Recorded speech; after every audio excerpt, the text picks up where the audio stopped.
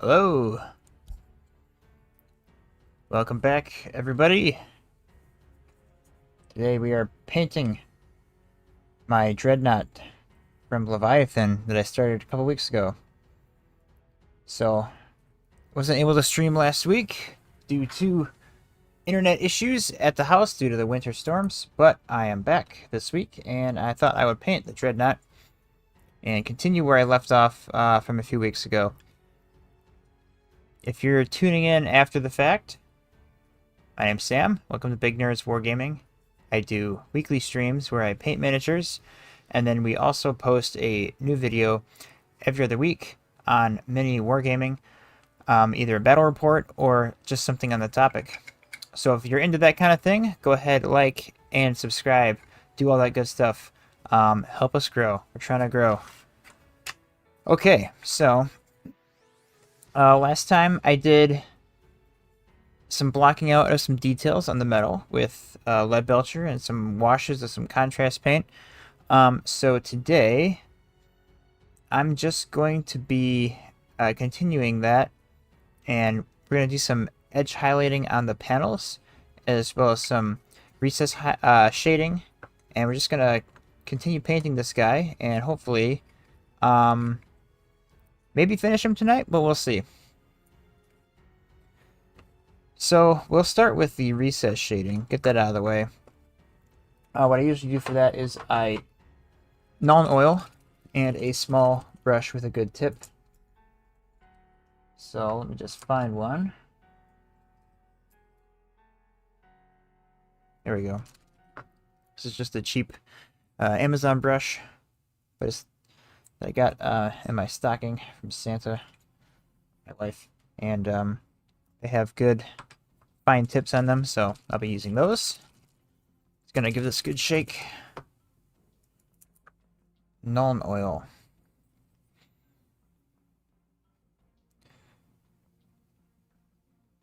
Alright, so these recessed areas, I'm just gonna dunk with Nuln oil. Get those all shaded up real nicely, and that's all we gotta do on that one. And here we have little panel recess, so I will just shade that like so. And going to the base. Base is interesting. Not worried about the rocks or anything right now, just worried about the power armor or the ceramite. So I'm just going to do some recess shading right along the bottom edge there.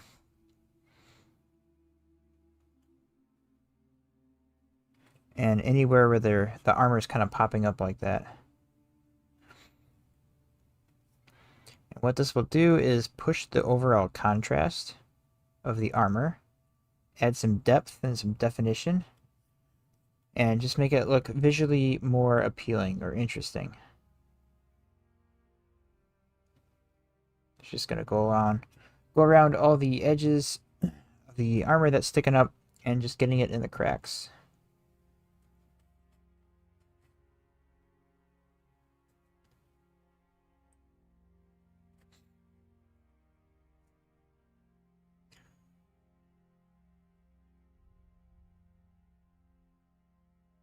So last time I streamed, I was painting some Imperial Guard Krieg proxies that I 3D printed. That was a lot of fun, but it's good to be back painting Space Marines and cranking away at the Leviathan box. Tackling that pile of shame.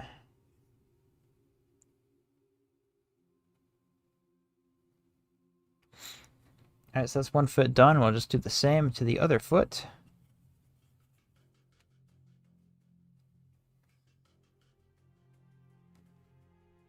Just going to get on the recesses there.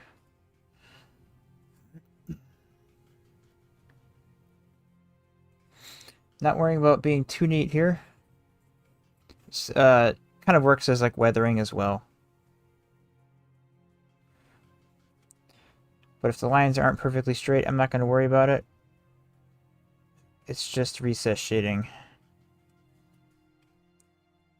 Just letting the wash do most of the work here.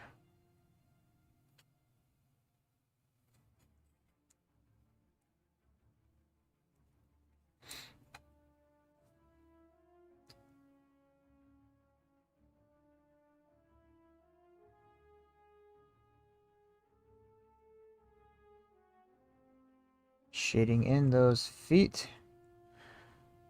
Almost done here. And we'll move on to the torso. Oh, made a little mistake there, but I'll just keep going. It's not a big deal.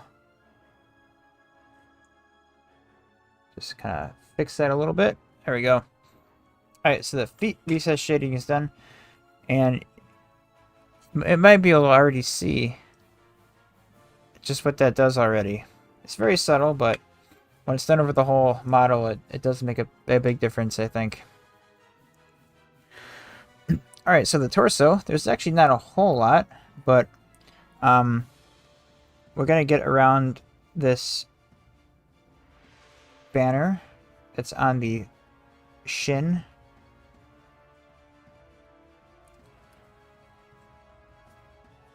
And down here.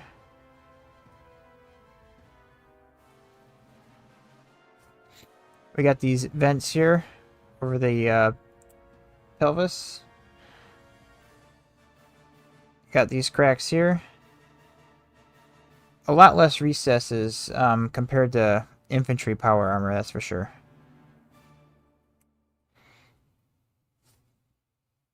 Getting around this purity seal here. It also kind of adds some shadows around some of these objects that are attached to the armor. And we're just going to get this crack here. Let's see here. Little details around the gun.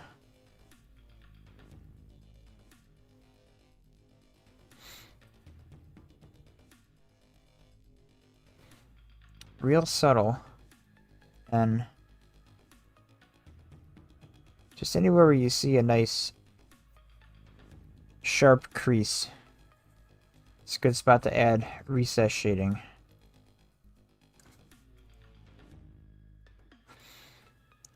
And this is pretty easy to do, it goes pretty quickly. So it's definitely worth the effort here, I think. If you're not going to do edge highlighting, maybe just dry brush, I think it's still worth it to do some recess shading. Because that in combination with something else will look really nice. Alright, so moving on to the back, we have these vents on the rear. I'm just going to get those nice and full of non-oil.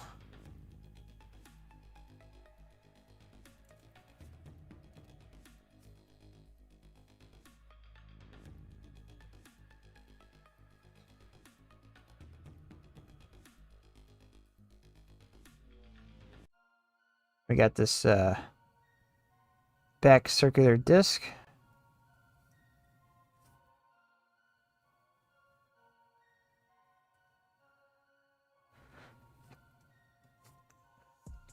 Gonna get some Nuln oil all around there and on these bolts.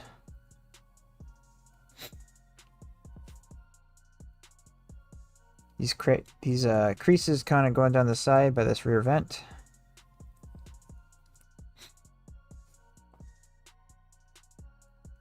Get that all shaded in real nice.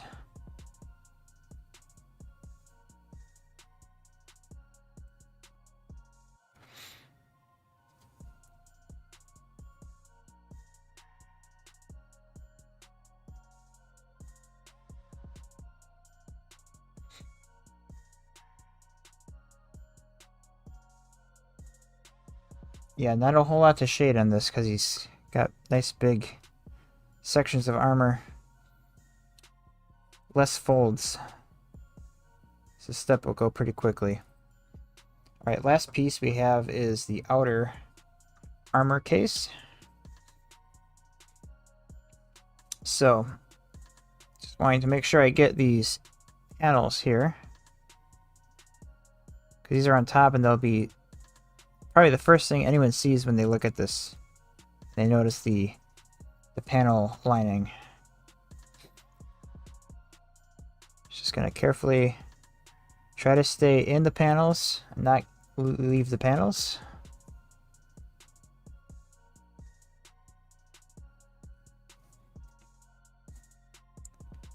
Just trying to keep a steady hand here.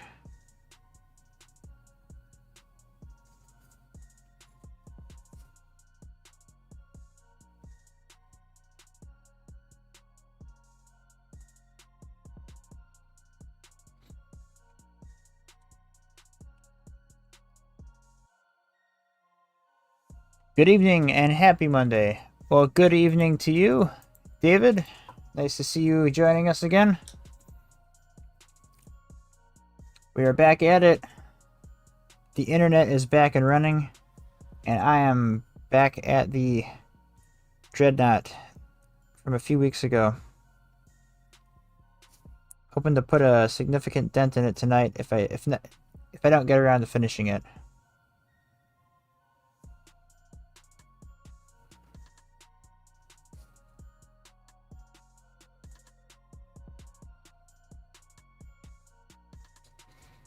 Just gonna get some shading around this Aquila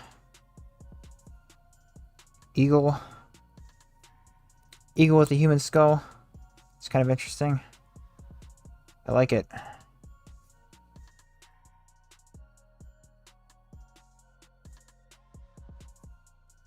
Just adding that little bit of shade all around.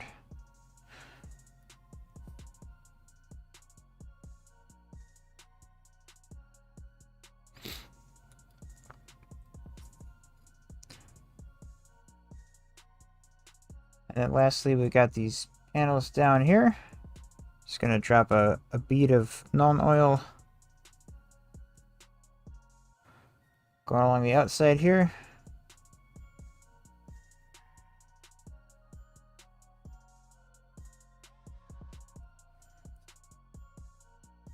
A little sloppy down there. Oh well. I'm not gonna sweat it, just carry on.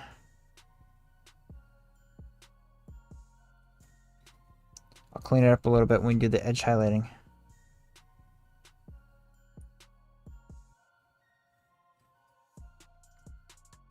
Alright, Nuln Oil applied everywhere. Yeah, we had some crazy winter storm last week, and a bunch of people in our area were out of power. Luckily, we had power, but our internet went down, which is unfortunate, but I'll take that over losing power.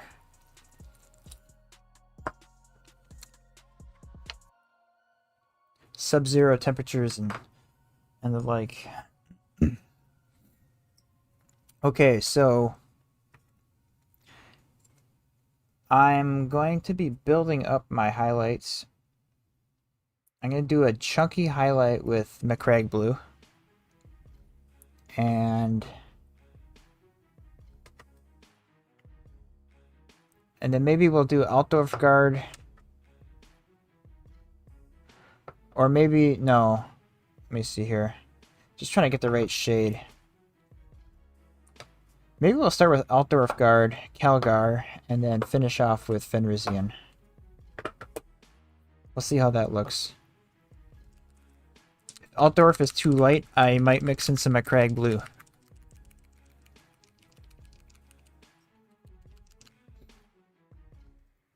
We'll start with the feet. Do some testing there. So I'm just going to grab a normal medium layer brush. So we're doing some chunky highlights. You know what? I think I'm going to have to mix in some McCrag Blue. I'm thinking we'll do 50-50.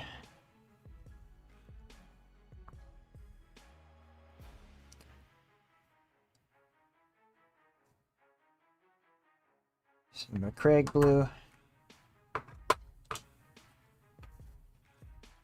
Clean off my brush real quick. And some Altdorf Guard. Just mix that together. I want Altdorf Guard just a little bit darker. So we're doing a chunky highlight.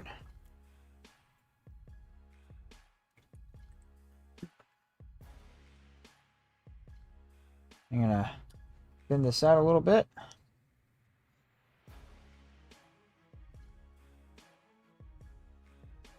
Get a little bit more water, get the right consistency. Yeah, we'll go with that. And I'm just going to carefully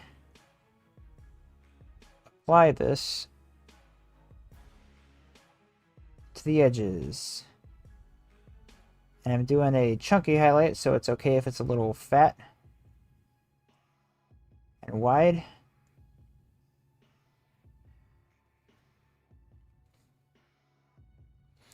This will start to build up the highlight. And then we'll go in with lighter colors and make them thinner each pass. This will build up a nice nice contrast gradient instead of just an extreme dark to light single highlight. Paint mixing is great. I'm going super lazy on my ultras, just going straight to the color. Yeah, I mean that's a very valid approach too. I did these guys with the airbrush for the base coat, so there's a little bit of a gradient. So I'm trying to, I guess, keep that effect.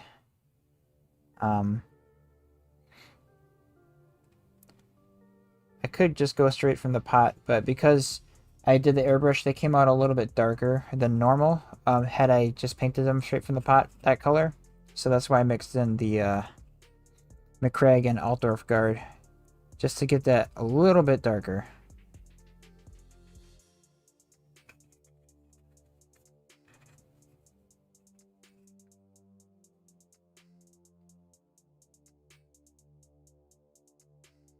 And the more you play around with mixing, the more familiar it feels and less intimidating.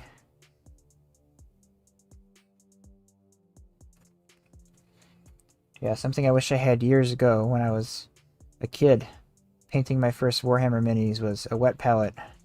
It's incredible. It unlocks so much for you.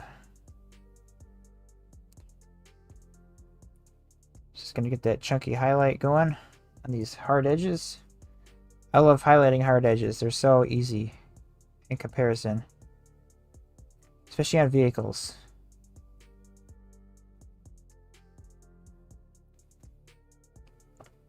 So just going around using the side of my brush too, that helps.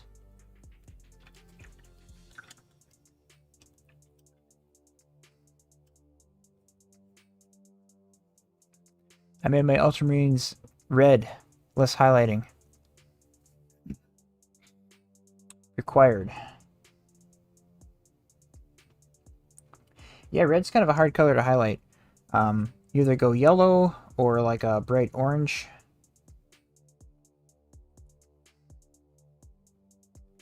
Or a lighter red.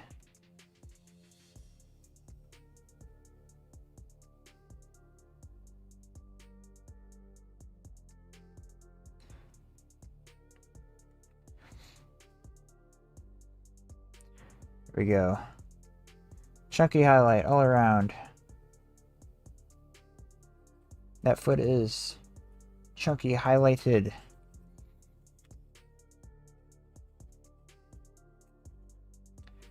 Onto the other foot.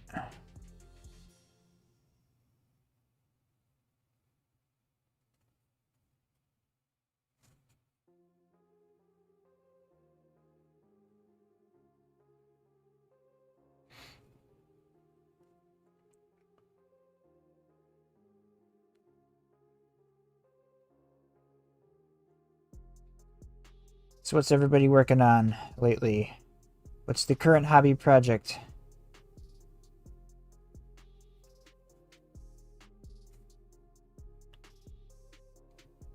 I am currently 3D printing and painting a Death Corps of Krieg army using some proxies on the side. That's going kind of slow, but I knew it would. Kind of adding to my own pile of shame. I don't know why I do this to myself, but I just really felt like painting some guard. So, I've always wanted to do a guard army. I found this really beat up Baneblade at a swap meet for 20 bucks. It needs some fixing up, but I plan on fixing that up and giving it a good paint job and adding it to my Death Corps army.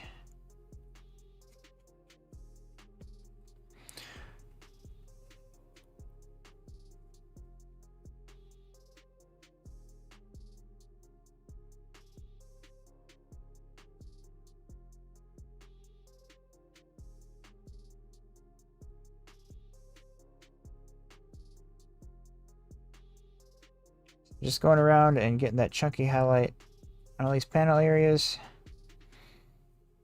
It's a little slow going, but the final effect will look great. And it'll be worth all the effort we put in. I will say, there comes a point, though, where you get diminishing returns. And it's kind of a balancing game of hours to what your goal is. If it's a showcase piece, then yeah, put all the time in the world in it. If it's a gaming piece, put as much time as you want to.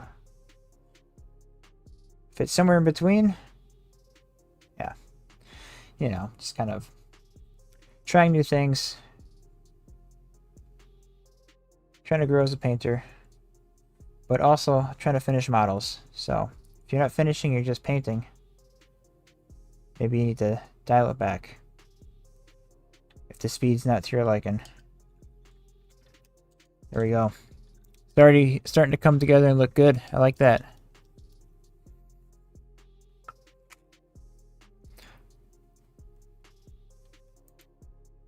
I'm working on some Sisters of Battle, the Order of the Iron Halo, yellow armor. That's right. Slate blue and the cream cloth. How are your sisters coming along, David? Did you finish the Triumph yet?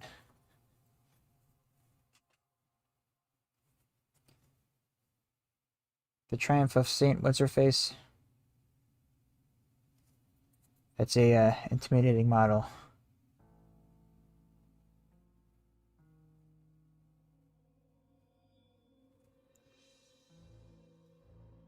Alright, so we're very slowly.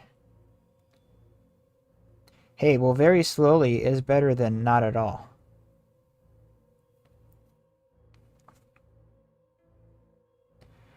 I have a hard time staying motivated in these cold, dark winter months. Part of the reason why I'm doing this, it's kind of forcing me to. But now that I'm actually here and painting, I'm feeling it more, so this is good. Feels good to be painting again.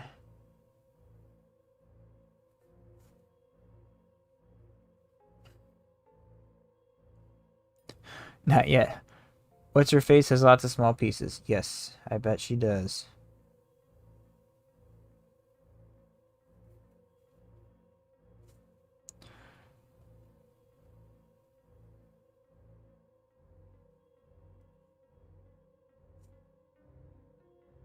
So I'm just trying to also go around these areas where I did some recess shading.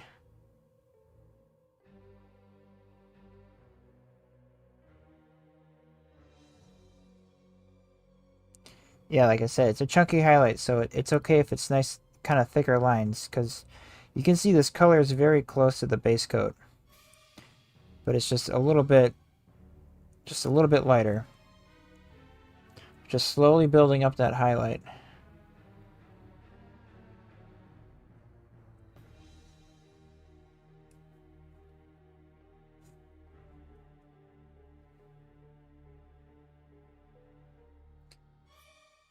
And this is just the same kind of trick that the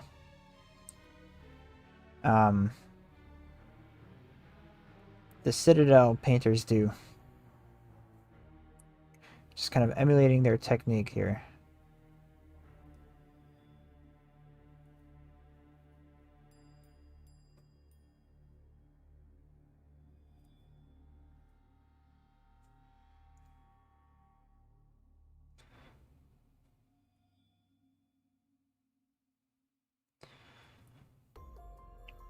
Yeah, so this effect looks best when it's kind of a fat highlight, and then you make it thinner and thinner with each lighter pass.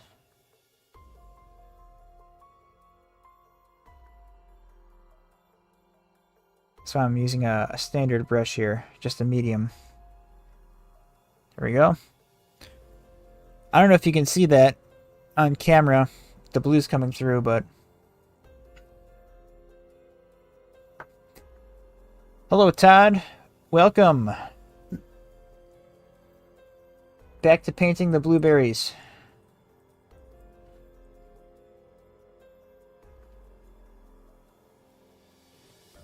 Doing some power armor edge highlighting.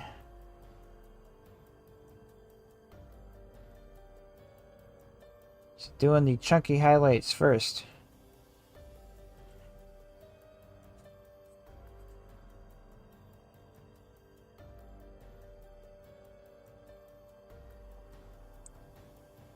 My hands are a little shaky tonight, so I'm trying to keep them steady.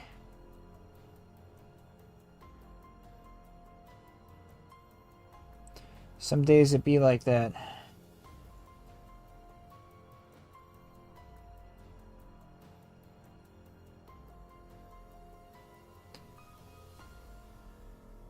Just kind of going around all the areas where we recess shaded. Get that chunky highlight going.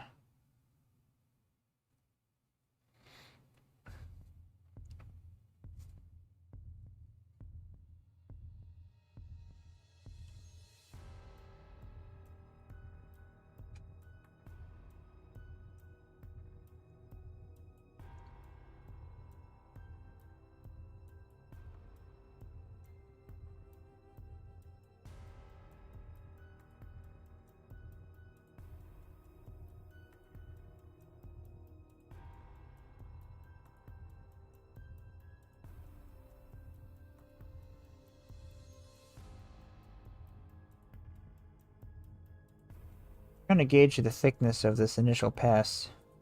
It should be fatter lines or thinner.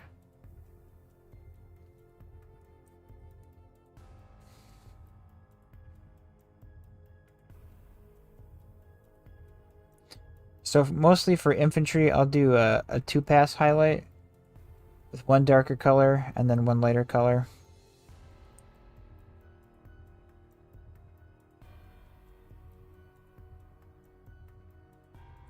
But characters and vehicles, things that are bigger, I'll try to build up the highlights a little bit more.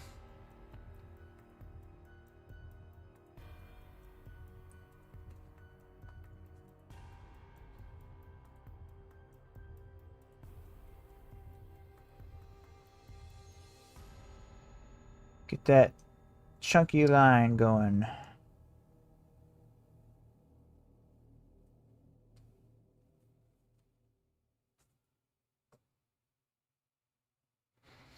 Yeah, so the first pass is going to be very subtle. That's what we want.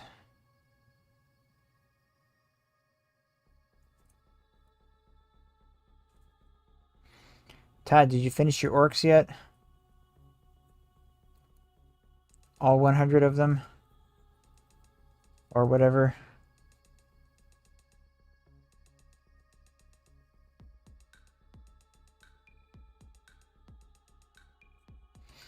The never-ending wah.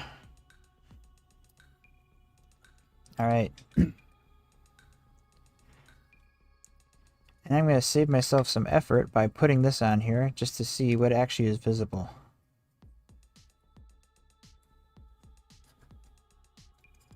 Okay.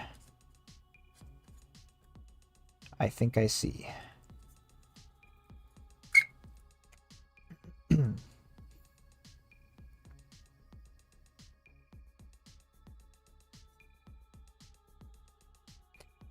Alright, we will start down here on the leg.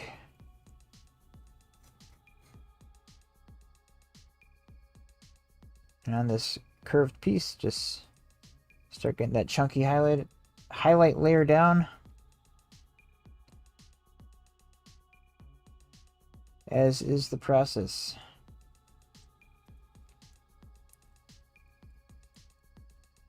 It's a pretty simple process. It just takes some time and you just gotta grind through it. But the results are gonna look great.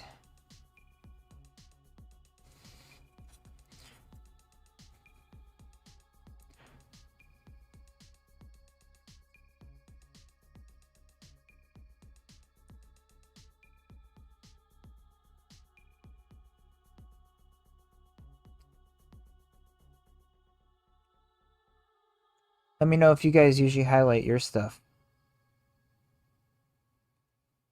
or if you do kind of more bare minimal highlights.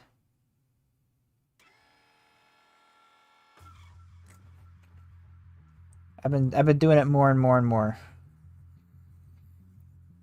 but it does take a bit longer. I'm hoping if I keep doing it, I'll get faster at it.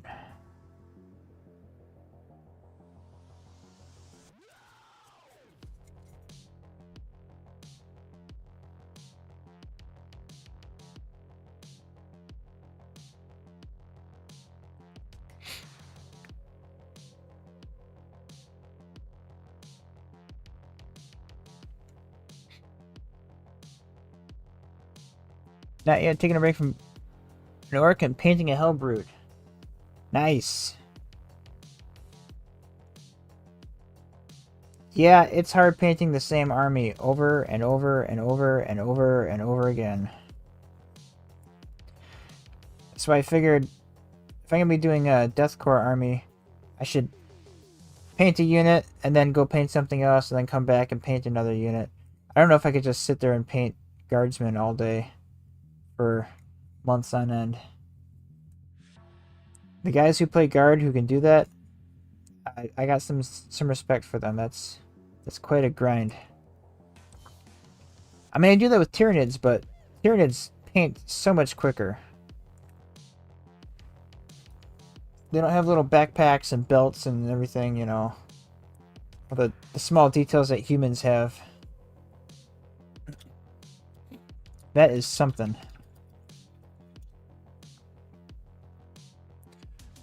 Just doing a camera check real quick. Looks good. All right.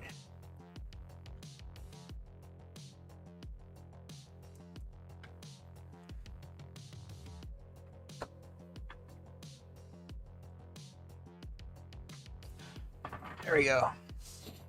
I got the AC adapter on my camera, so we're not going to run out of battery this time.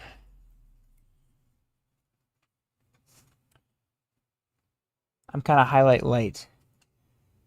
Depends on what it is. Simplest highlights, bad shapes. Yeah. I think, you know, a dry brush goes a long way, too. Sometimes, if I do a dry brush and it looks, you know, pretty good, good enough, I'll be like, yeah, that's good. I think we'll stop here.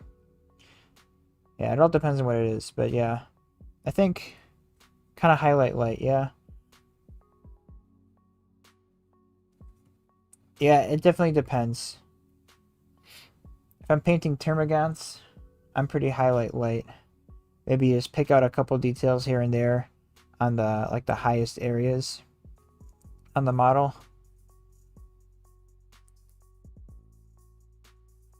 Yeah, usually if it's like a character or something, then I'll do a little bit extra, but I'm all about the speed paint methods where you can kind of find some shortcuts and tricks to achieve a look without having to do all the work, you know, all around everywhere.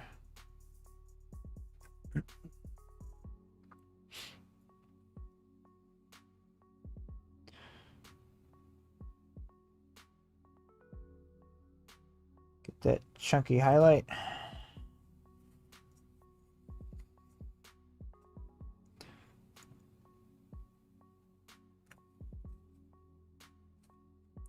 One benefit to the chunky highlights too is it kind of gives you a little bit of practice, a warm-up round for the finer highlight coming up.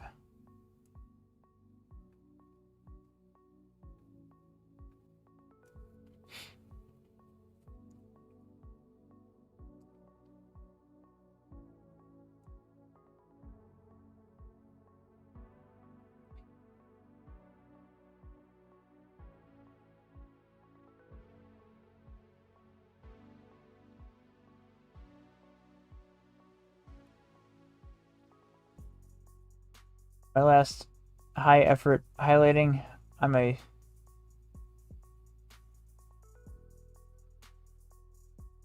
the chat's kind of cut off a little bit. The Sunrise Lord Aquilare from my Stormcast.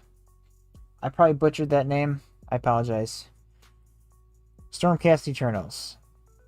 character. He did some high quality highlighting. Is the gist. Very nice.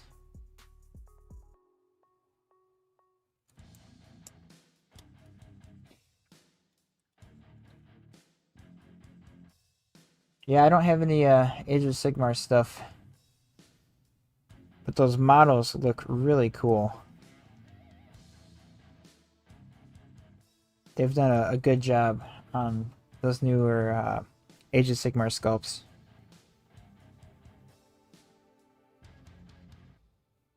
I think the Wood Elves look pretty cool. Or whatever they're called.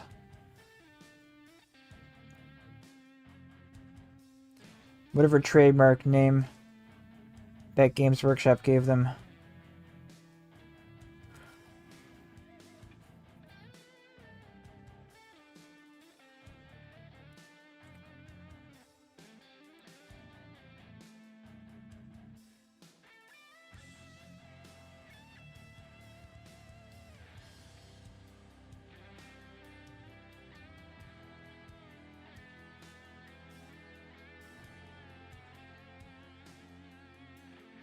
Yeah, power armor highlighting just takes so long. But it looks so good. I will endure the pain.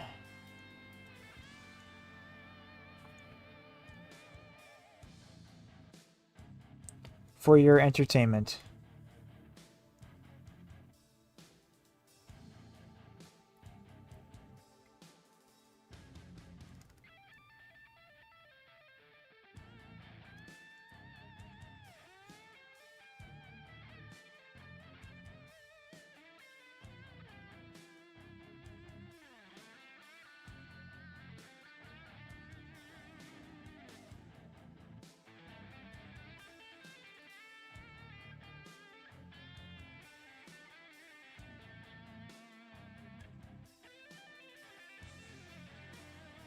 One leg completely done. Almost. Oh, I missed a spot. Getting ahead of myself.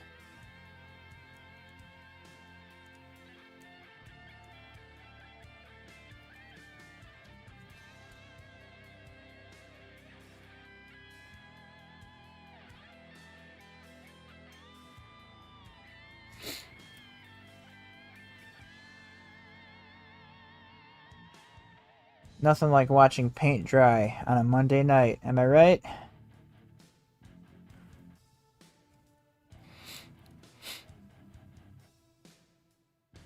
I do have some Sylvaneth. That's what they're called, coincidentally, but I haven't settled on a palette. Yeah. I think, something different, or maybe not as standard, but like an autumn-themed Sylvaneth would be cool. It's like a lot of oranges and reds and browns. That would be awesome. The big tree men look at the Ultramarines in jealousy.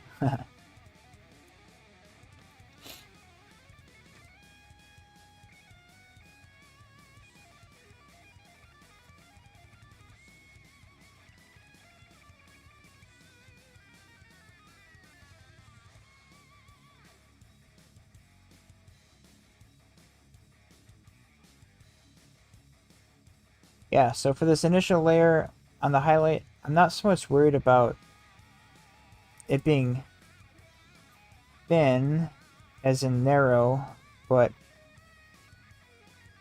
mainly just not like a feathery, shaky line. I want it to be a nice straight line, but I don't really care if it's a little fat.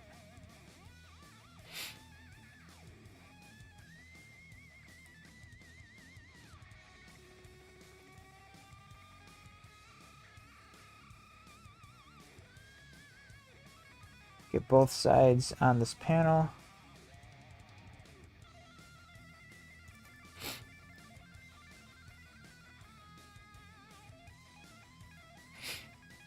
There we go.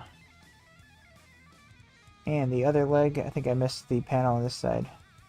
So we'll just get that real quick.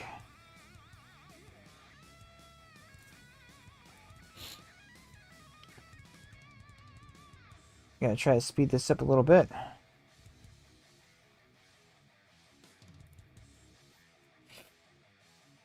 Alright, and then on the rear, we got these exhaust vents. Same treatment. Chunky highlight all around.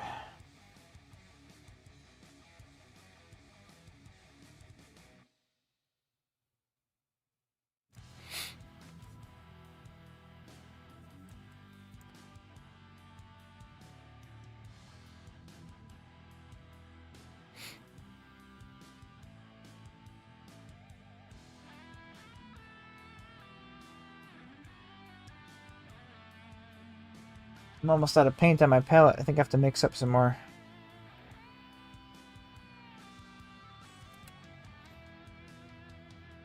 I think I did 2 brush loads of McCraig and 1 brush load of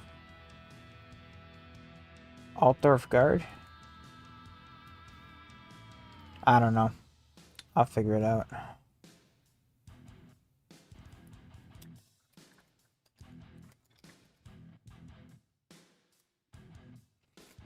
Alright.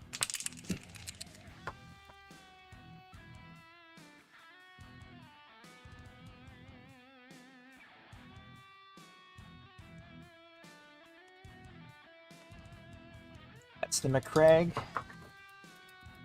It's more Altdorf Guard.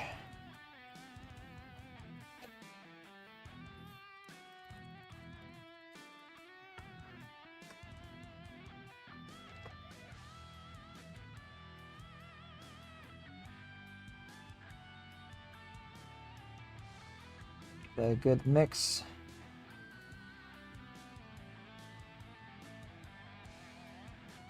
I think we need a little bit more Altdorf.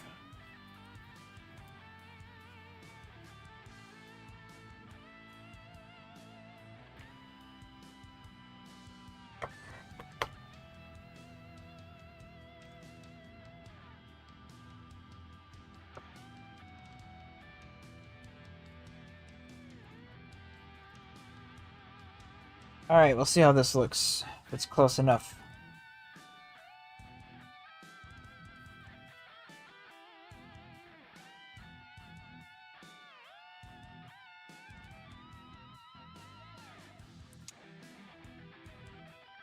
That's alright. I think that'll work. It's hard to tell too because it's still drying. It's a little. There we go.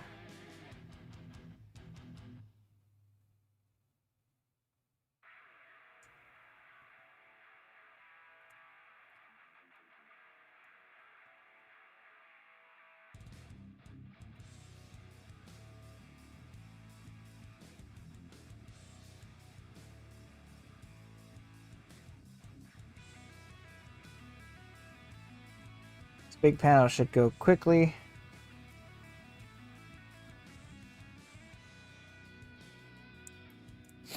So not so intricate.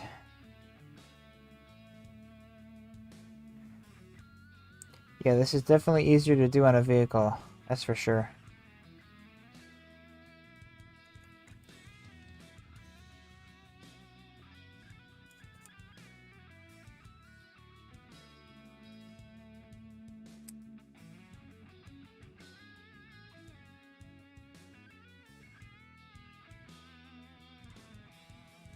Yeah, once we start adding the other highlight layers, it's going to really look sharp. Can't wait.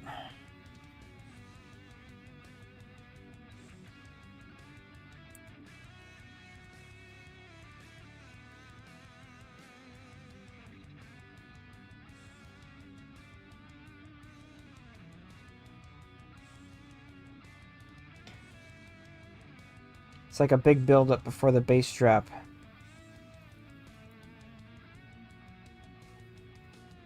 So it's gonna sit.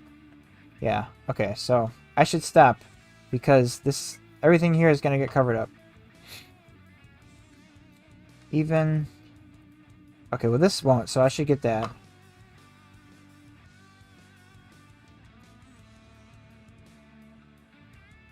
Let's get that real quick.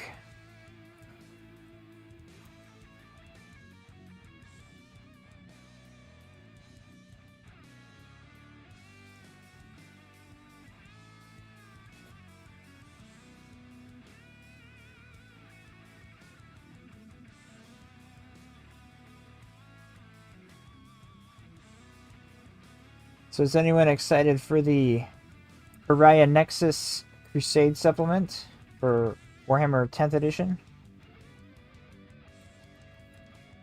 I am. I'm a huge fan of Crusade. It's a lot of fun. And if you haven't played it, I would highly recommend it.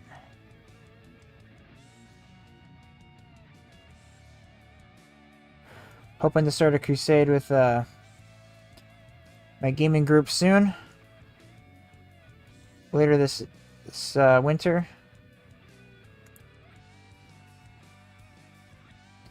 Probably after Adepticon.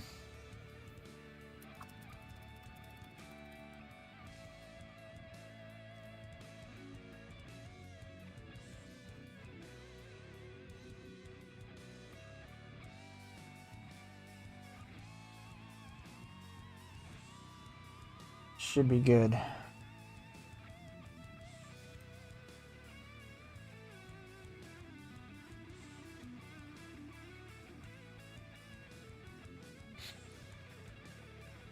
I'd like to give it a go. The Nexus, yeah. I did a little bit of Leviathan with a buddy of mine. Did a couple battle reports on the channel. That was fun. We kind of abruptly ended it though. The Tyranid Codex was coming out, and yeah, just too much stuff was changing, so we decided to just put it on hold. Maybe we'll pick it up again. I don't know. Not likely.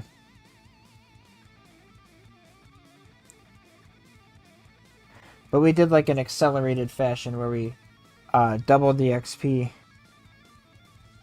so we could condense a whole campaign's worth of crusading into just a couple battles, just to kind of test out some of the upgrades and missions.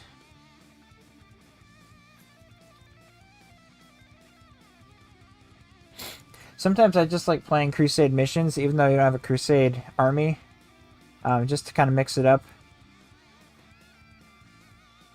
Play a more narrative style game. That's always fun. Alright, last panel. The big main piece here. And then we can move on to the finer highlights. Just watch the animation. I would be playing loads of Crusade, but no one near me plays hardly. Sad thing too. I got Leviathan Rulebook and the Tyranid War Crusade supplement. Yeah. You know, there wasn't anyone who... I did a Crusade League with 9th edition. There wasn't...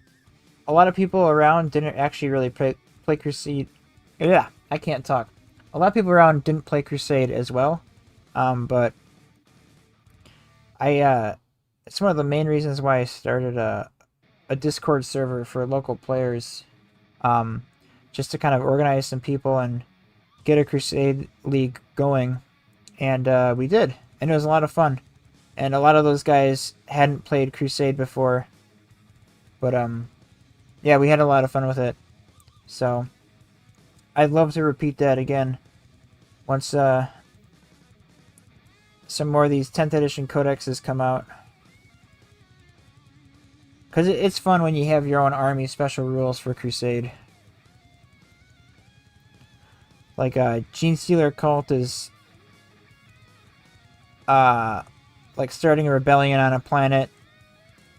Tyranids are devouring worlds. Necrons, they're awakening a tomb world. Just kind of a fun little narrative to work towards.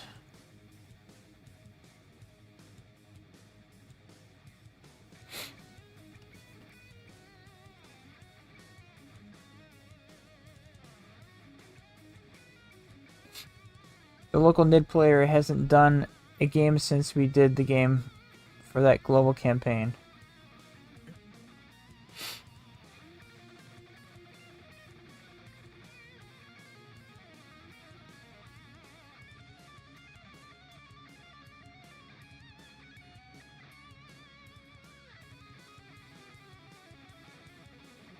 What global campaign is that? Sounds interesting. Oh, I know what you're talking about. That was the 10th edition battle for Ogrim, where everyone voted, right?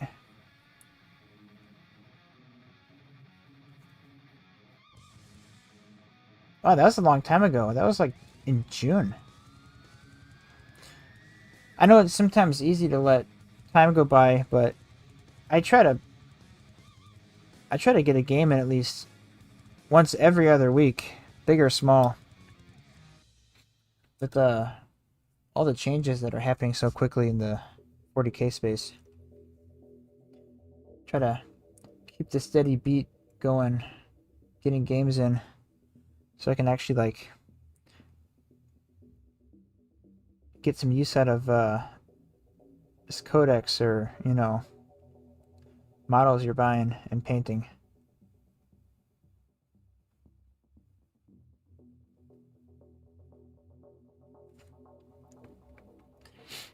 I think that's so funny though, that Battle of Orgrim, that everyone voted Tyranids. Even though if you were to play with everything in the box, Space Marines have so much more points. But everyone's just like, nah, Tyranids. We want to see what the new Tyranid models are. That made me very happy to see everyone voted Tyranids.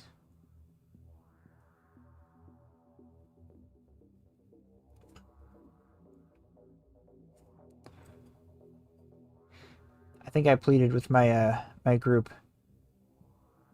I was like, just give us this one win, please. And it happened.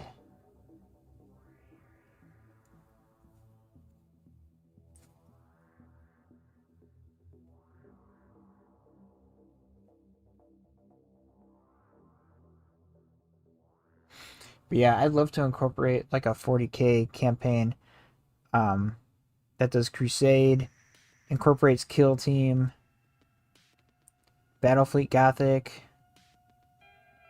That'd be so fun. And like if we had like a sector map with different planets, so there's kind of like a 4X strategy game, meta game on top of it. That'd be so fun.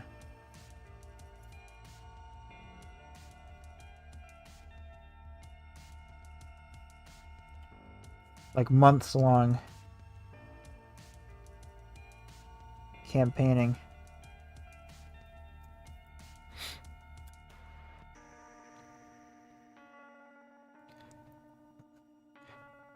Your gaming group has a particularly dedicated nerds, so you'll have no shortage of players for anything you set up. Well, that's what I'm hoping. Because a lot of people, they get fired up about this kind of thing, and then when it actually comes to playing the games, you got to put in the effort. You got to put in the time. But I think we do got a good group, and it should be fun. I'm really looking forward to it.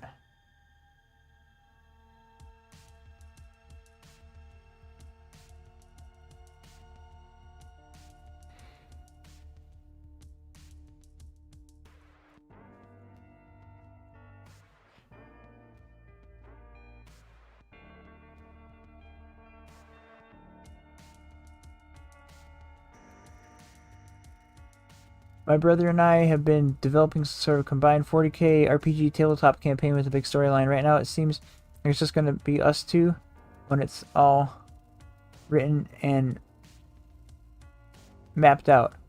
Nice. Hey, if you like that kind of thing, you should check out City of the Living Dead. It is a narrative series of videos we did on the channel in October. We meant to have them all done by Halloween, but the videos were taking a very long time to edit. But there's 3 parts, and we kind of do that. It's kind of like a very narrative style game where some guardsmen have to make it across a city full of zombies and poxwalkers, and they have to make like a desperate escape. It was a lot of fun. But that kind of sounds similar to what you're talking about there. You might find that interesting.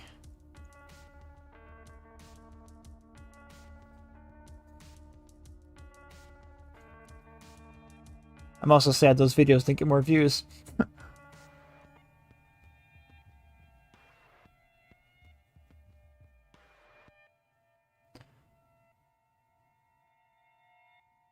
Yeah, it's a small channel at the moment. Slowly growing.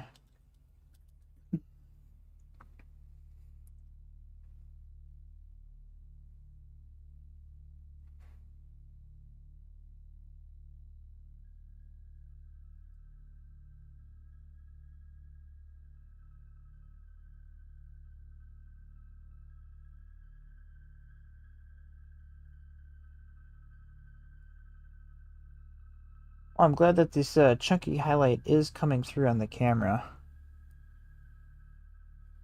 That's good. It looks very subtle in person here. Sometimes you either see it really well in person and it doesn't show up on camera, or the other way around.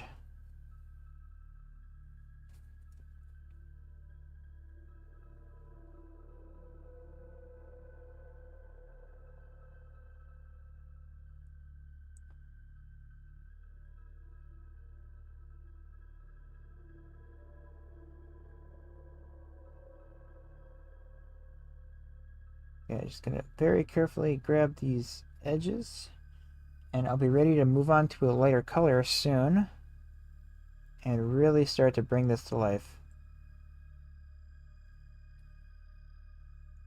It'll be exciting.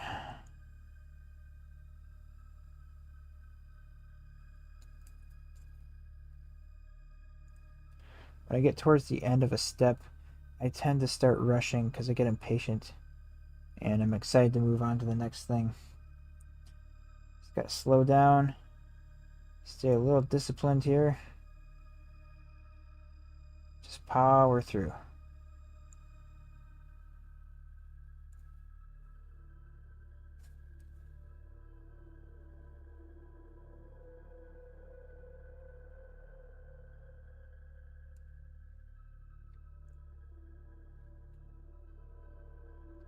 Speaking of 40K RPGs, I think there was at one point, I don't know if they still make them, but I think they had licensed, what company was it?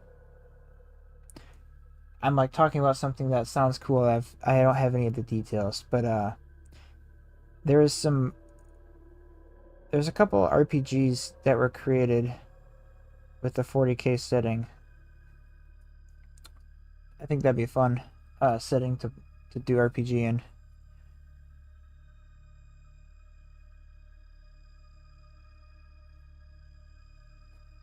Grimdark.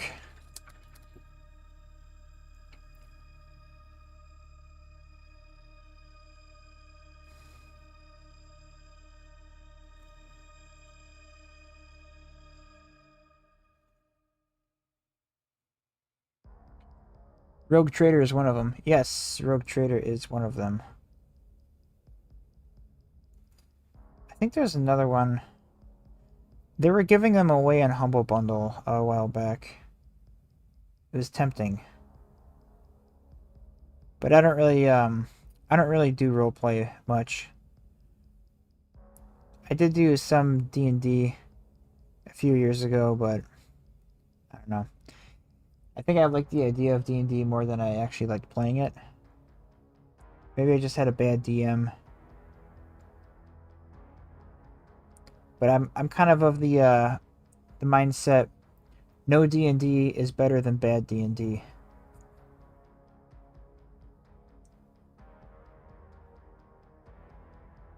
But I really am enjoying Baldur's Gate 3. That's a lot of fun. Kind of D&D without the hassle of upkeep and everything, and it's all done for you. You just play the game.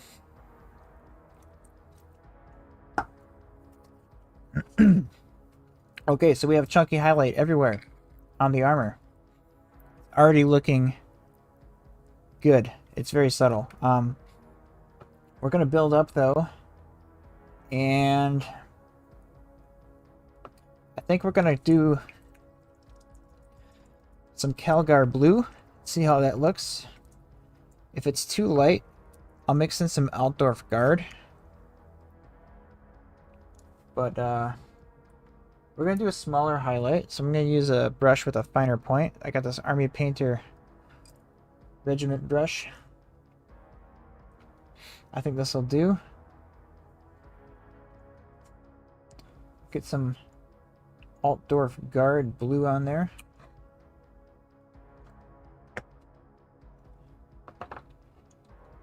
For sure, banned D&D is not good fun. Rogue Trader does have a game recently, so if you enjoy Baldur's Gate 3, you would most likely enjoy that, I imagine. Oh, the computer RPG, right? Rogue Trader? That one. Yeah, that game looks pretty fun. I might have to give that a try.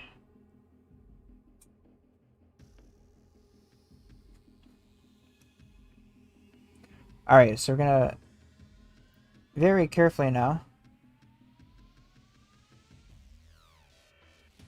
add this Calgar blue edge highlight.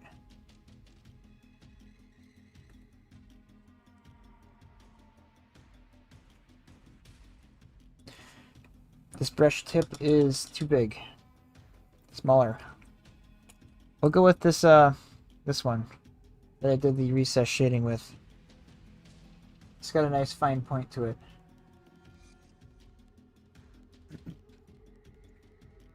Yeah, this is also really hard to do if you have junky brushes. I'm just gonna use the edge of the brush. Just do a little bit of edge highlighting.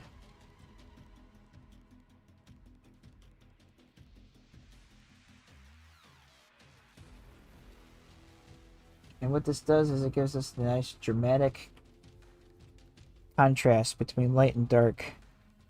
So we did that chunky highlight that we can still see on the edges, because we're just getting the crease here.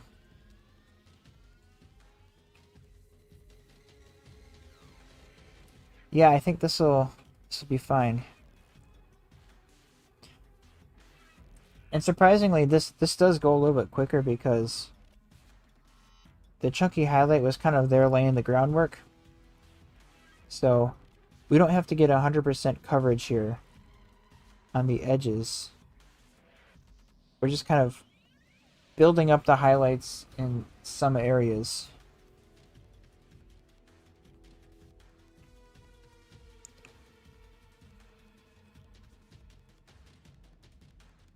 Wrath and Glory. Yes, I think that's the one I was thinking of.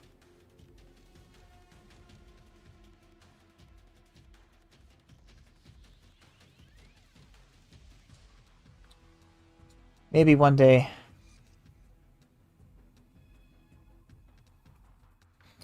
That's the thing, I kind of have a hobby ADD where I jump around between painting projects or terrain projects or even war games. I caught myself looking at Bolt Action the other day. I was like, what are you doing? You have so much Warhammer to paint, and you have Armada stuff to paint, and Battletech stuff to paint. You don't need another war game, do you? I can't help myself.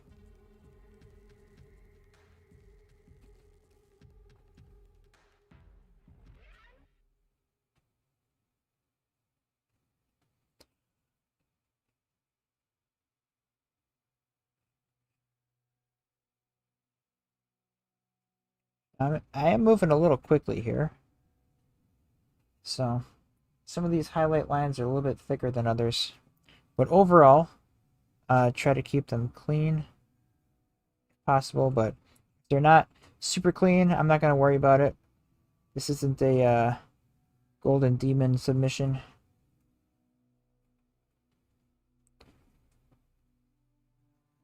I mean, a glaring mistake I'll try to fix, but small minor ones, I tend to think that you won't notice them once the whole piece is put together. And it ain't worth stressing over.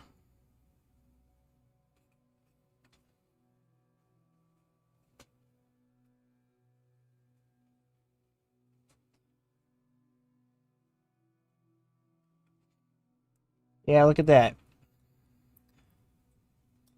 I think this highlight is almost done. Um, I am going to go over some spots with Fenrisian, but that's just going to be very subtle on the corners. In fact, I'm going to do that right now real quick because this phase of the highlighting goes so quickly. We'll do pass 2 and 3 on each piece here. And we can see the final end result of what it's going to look like. So I'm just going to get some Fenrisian gray. Use a junk brush.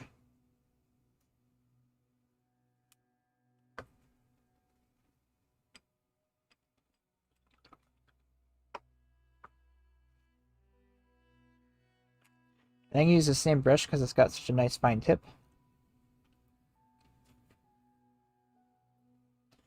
And gonna get some Fenrisian gray. Now this is also a lot easier too if you can get the paint to the right thinness. Usually pretty thin paint for highlights works really well because it flows nicely. But then you don't want it too thin because otherwise it'll kind of turn into a wash, but you don't want that, or a glaze. It's like you want it to the right consistency right before it's at a glaze. And I'm just gonna focus on some of the corners here.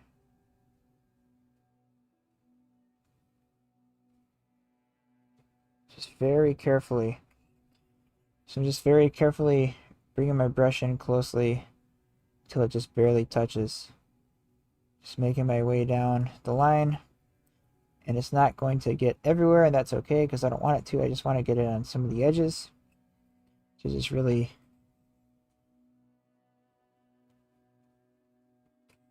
add some detail to some of the sharp lines.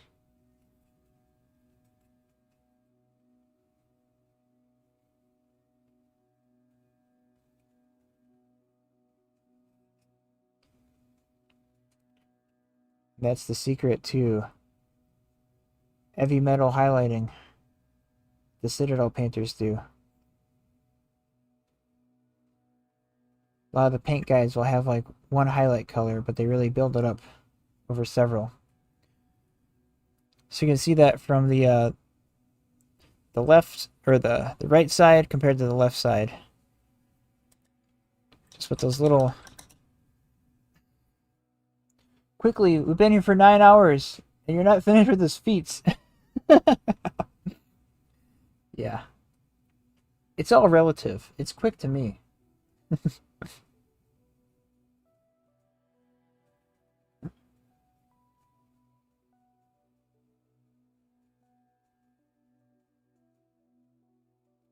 Yeah, I was excited about this because, last time I was painting this guy, I was just doing some base coats, some metallics and washing.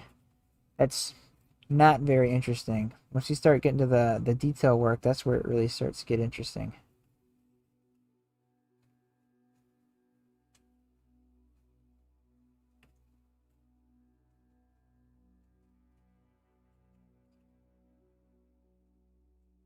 I don't want to overdo it either with this Fenrisian gray.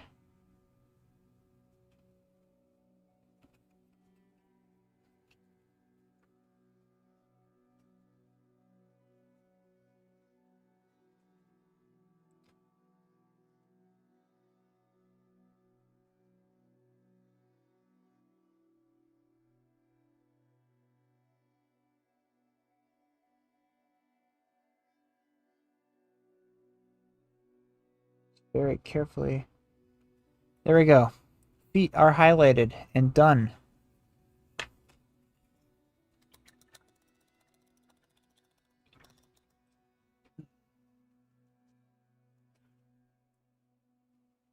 Alright, and we'll move on to the Chungus body.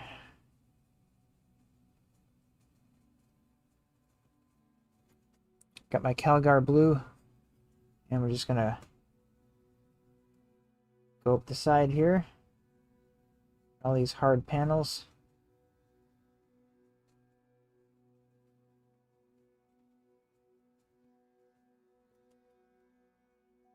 Oops. Wrong color. Getting ahead of myself here.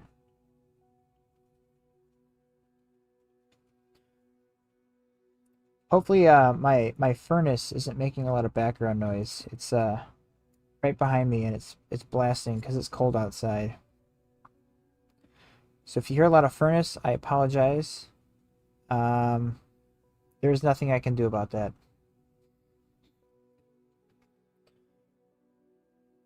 I'm gonna be a while before I get to my ballistas. I just got undercoated with Macragge, and then I put Uthlin Gray and a bunch of trim and decorations. Yeah. These guys are probably gonna sit for a while too, but I wanted to try to finish all the Leviathan stuff before I crack open some other stuff in my pile. I got a bunch of Eldar, I got some Tyranids, I got a bunch of Necrons. Whole lot of Gene Stealer cult I need to get to.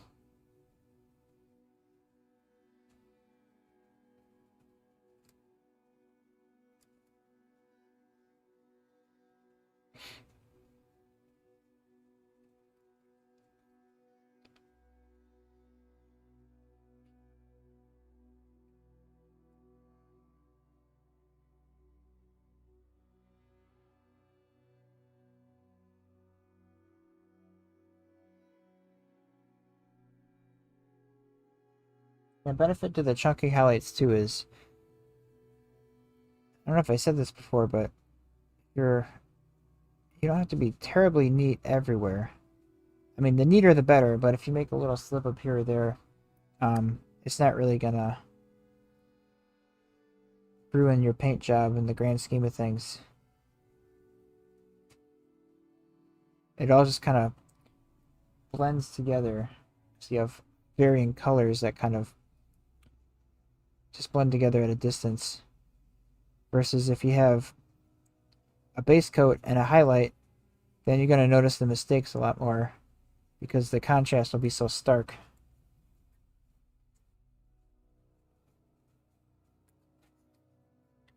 At least that's what I've noticed.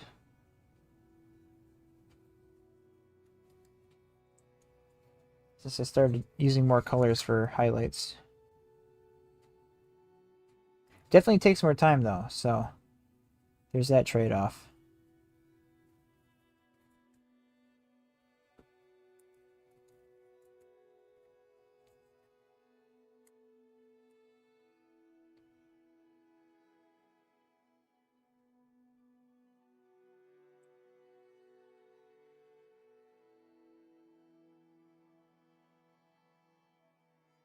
Yeah, these panels are a lot easier to highlight because they're very sharp edges. So I'm mainly just letting the side of my brush do all the work here.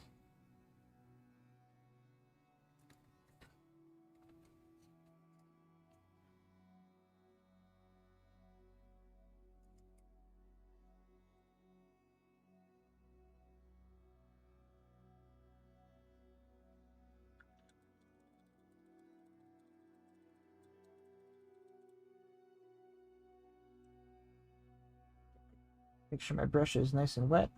It's getting a little dry there.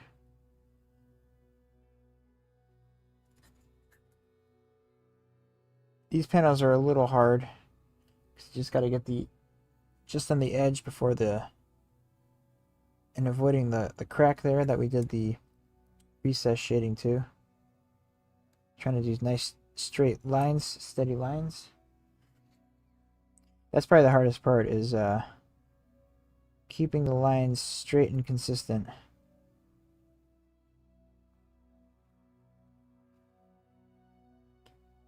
So what I do is, it's a little sloppy.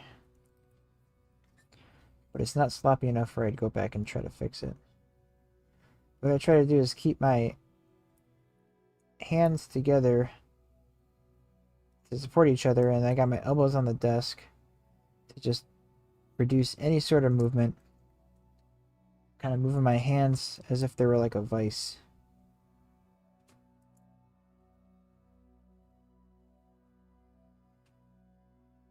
Also helps too if your hands are a little shaky. Helps keep things under control.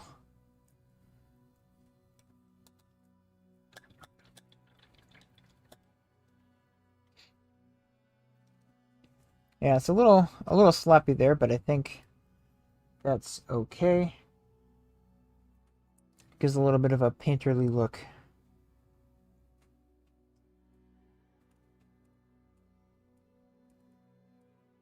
Almost like a weathered effect too.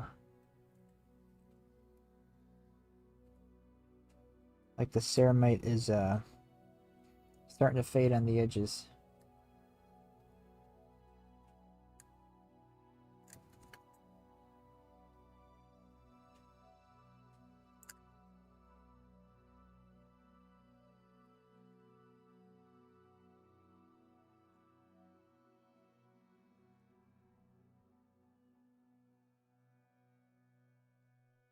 And if I get too much paint in that crevice there, the crack on the panel, I'll just go back in there with a Nuln Oil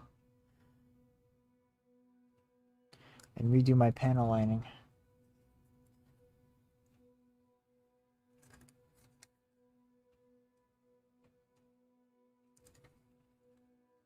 I think we're doing okay here.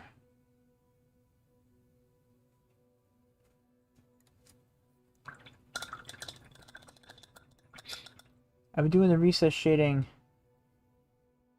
less so I can flub the edge highlights a bit. Ha! Yes. That's a valid tactic, my friend.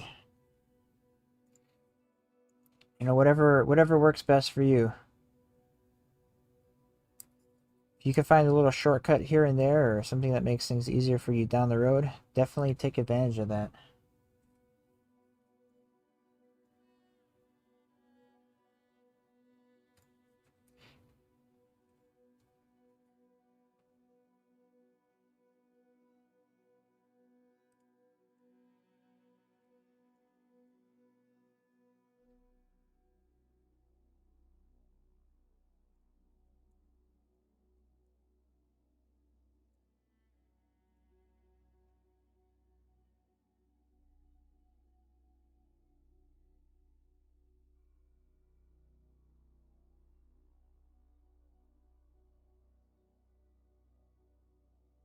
There's no right or wrong way to do this, just whatever works for you. Well, I guess the only objectively wrong thing is not having thin enough paint.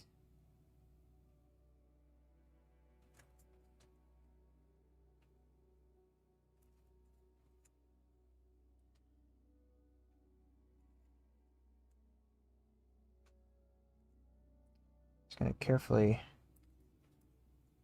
get this front grille here.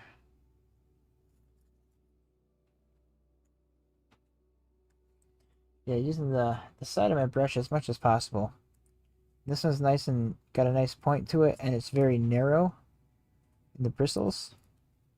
So it's not going to dump too much paint on. Yeah, having the right kind of brush definitely makes this loads easier. Oh, a little sloppy there. If the paint is thin enough, you can kind of smudge it with your finger, which works most of the time to fix small mistakes. Some occasions it makes it worse, as I'm sure you're all sure or have experience of that. But lately that trick's been working for me for very tiny errors.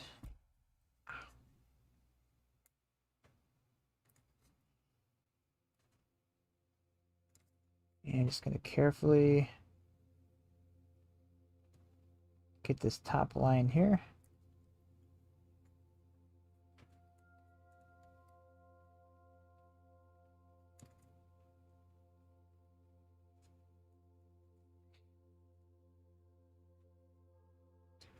and work our way down the front. Gotta be careful here because this bend is a little slanted, so that's what I was worried about. Too much paint. Not the right angle.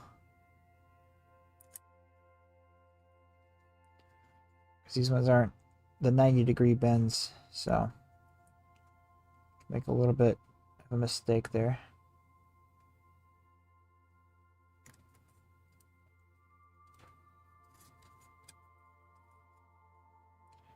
And on the underside,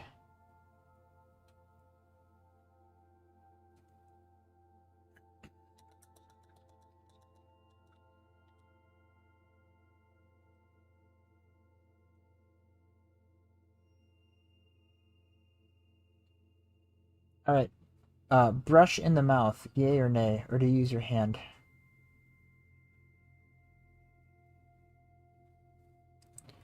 Or do you not put your brush in the mouth at all, or use your hand?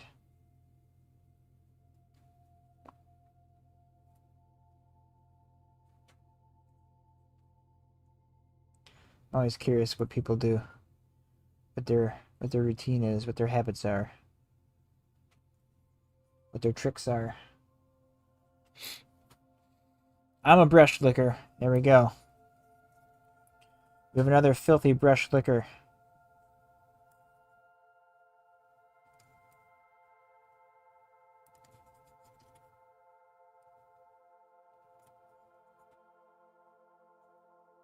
It just works so well.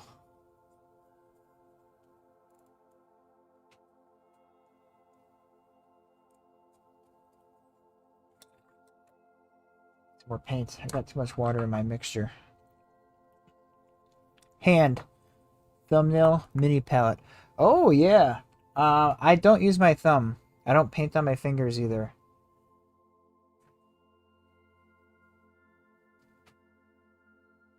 I'm not opposed to it.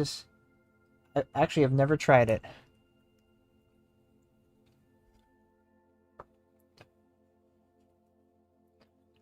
Maybe I painted on my hand a couple times just to test the consistency, but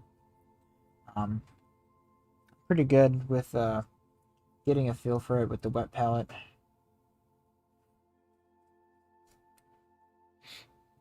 All right, this one's for you, Sigismund.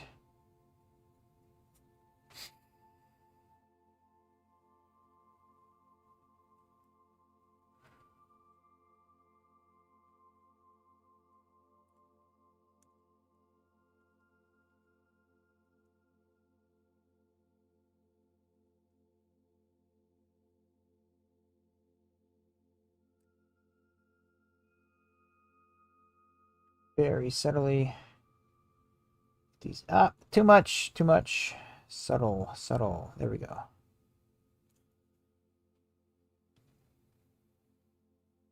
Getting the right amount of paint on the brush. That's another trick or skill to master. So many small skills with mini painting that come to technique. Oh, a little messy there.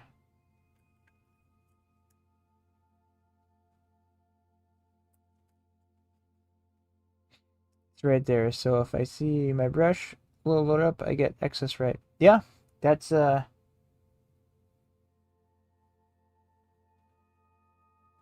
is a valid point. Something I actually haven't considered.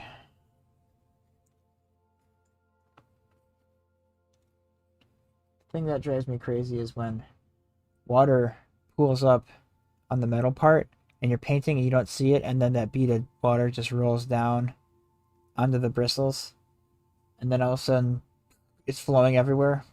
It happens to me all the time. It drives me insane.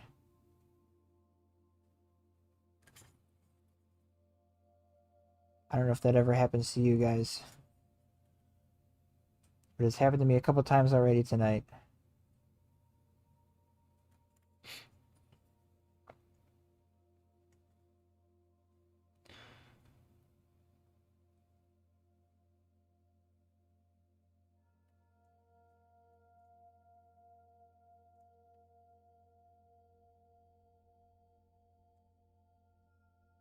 And I get these side pieces here.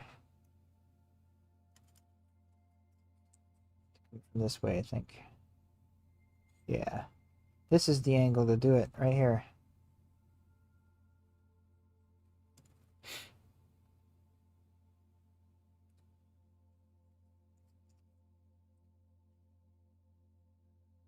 This is another tricky angle.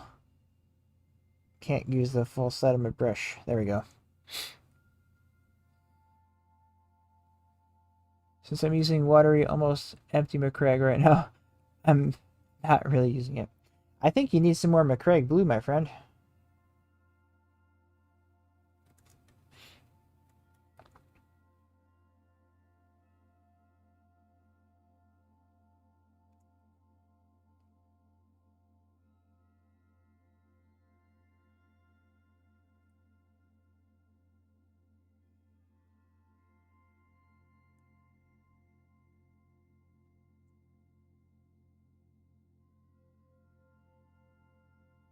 Alright, there's one leg.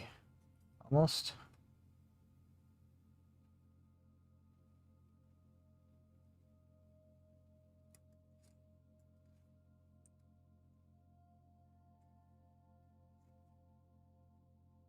Top of the kneecap.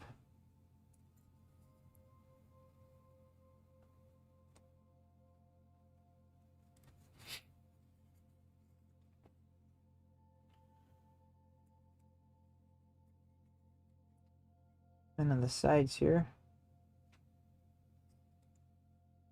I get this edge.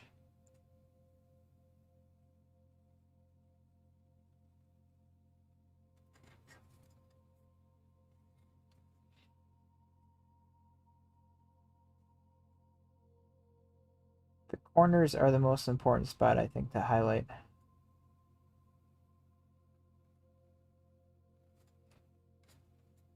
Especially with the brightest color highlight if you're doing multiple passes.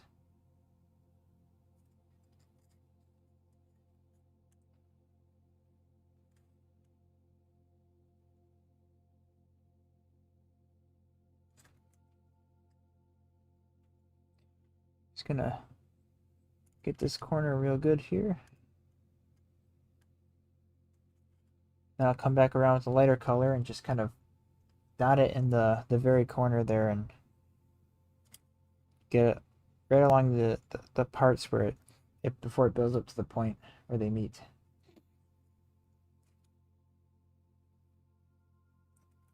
Extreme highlights.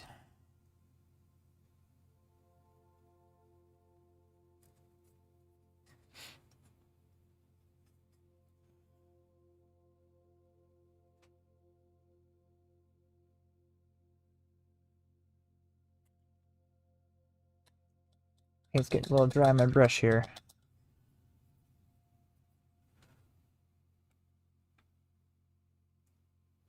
Let's get a little closer.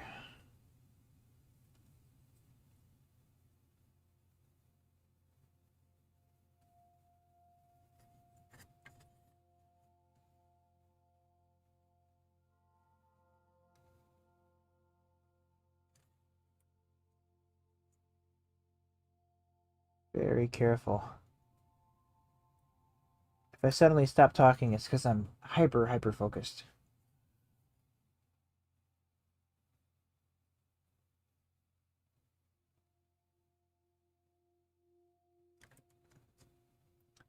And I'm not happy with that line. But it's on the lower part of his back leg, so I'm not gonna worry about it.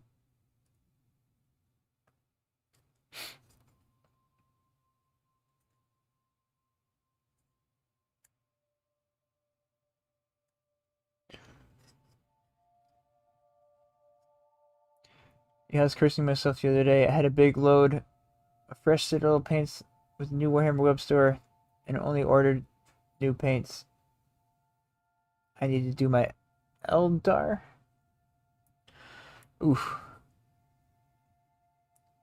Oops.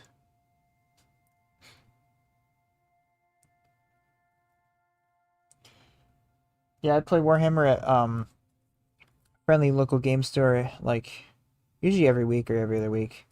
But I always try to like get a inventory of my paints, see if there's any colors I need to pick up while I'm there.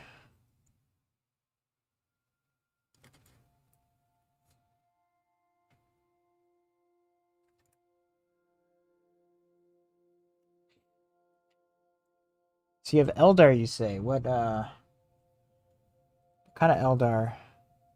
Craft World? Harlequins? Yanari?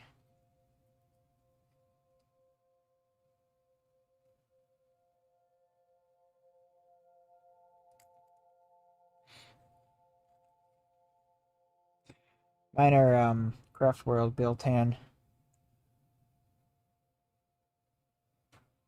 Though I also have some Corsairs. Those are a lot of fun.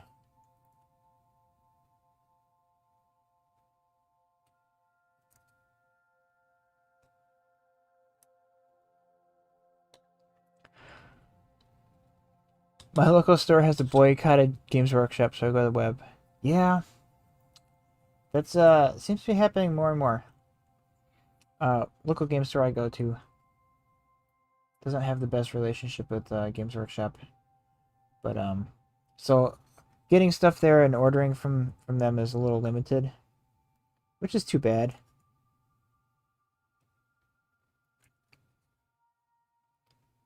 But I get it, you know, if you feel like that's what you got to do for your business, so be it. But yeah, it means that we have to go elsewhere to the source sometimes to get stuff, and I'd rather buy my Warhammer from not directly from Games Workshop. Usually you can save a couple bucks, but also, yeah, supporting your local game store, all that good stuff.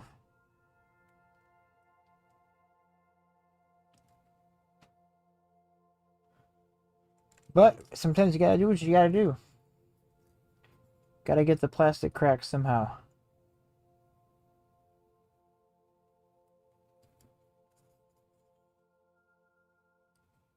Especially for like new releases and pre-orders, I've been having to go right from Games Workshop now because a lot of local areas won't do pre-orders anymore, which is sad.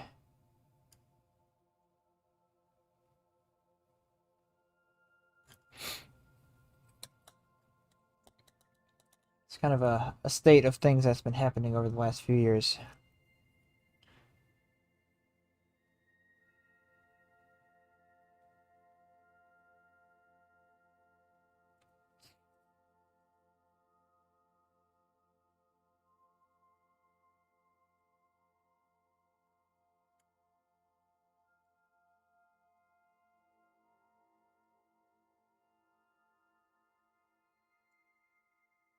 I'm doing all kinds of paint schemes on them. But Battle Line for the very similar build tan. Nice. Yeah, I got like the build tan for like the Guardians and stuff, and the Wraiths.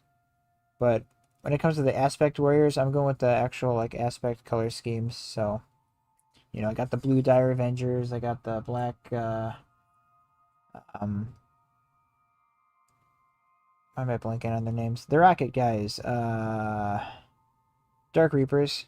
Um, you know, so bone colored cream howling banshees. That's what I do like about Eldar is, you know, if you want to stay true to the aspect colors, you can. It'll give you something different to paint, you know, so you're not painting the same paint scheme on everything all the time. Nice bit of variety. They're a fun army to paint for that very reason.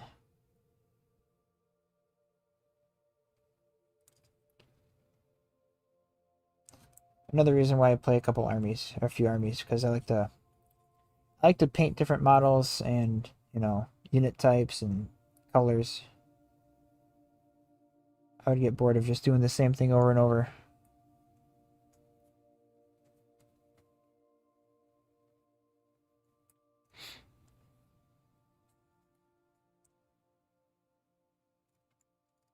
Oh man, this is the way. I should have had this zoomed in like this earlier. I apologize for that. You guys can practically see what I can see.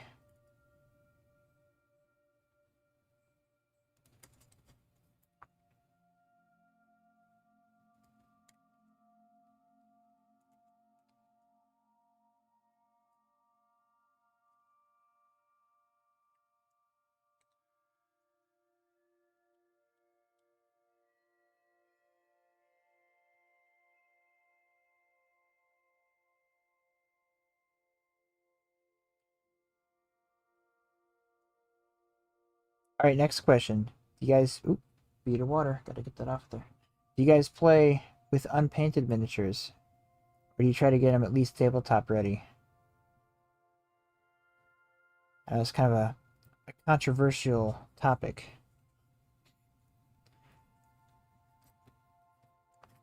I try to get them at least tabletop ready before I put them on the tabletop.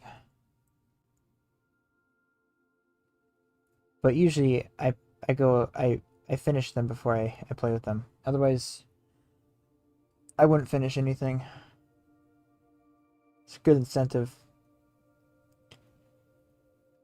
Just curious what everyone else's thoughts are on that one.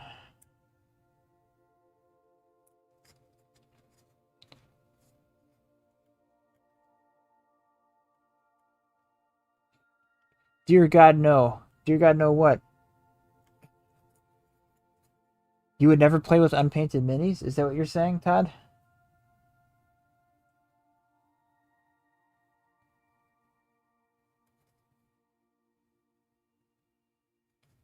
I do the same thing. Finish or don't use it. Yes, that is the way.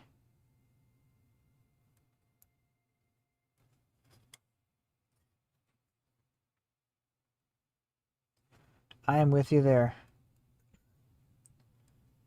But that is a standard I hold to myself, not to other people. But I would really prefer it if my opponent had their army painted too. Because there's nothing like two fully painted armies on the table. It's a beautiful sight.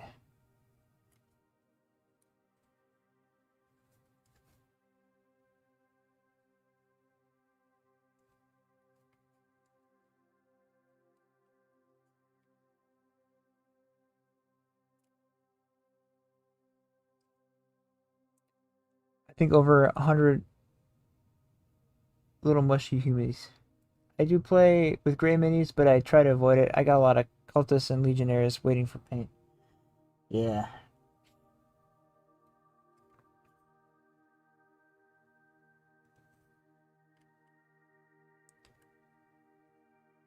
I feel like I've gone so far without doing it.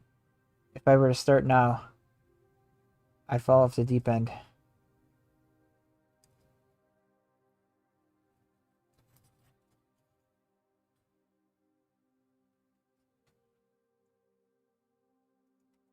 I also find that it's good incentive, like when you have a game coming up and you want to use something,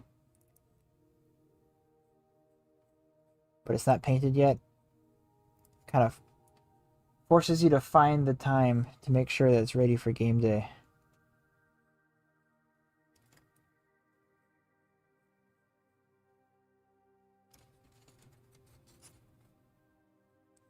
And then it can suffer the new model syndrome. You put it on the table and it gets blasted off by like turn 2. Happens every time.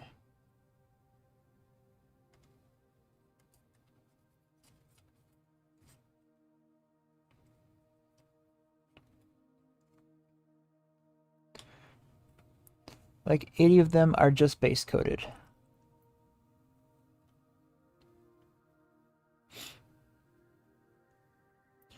Yeah, most of my Space Marines, a lot of my unfinished Space Marines, I do like a batch base coating with the airbrush.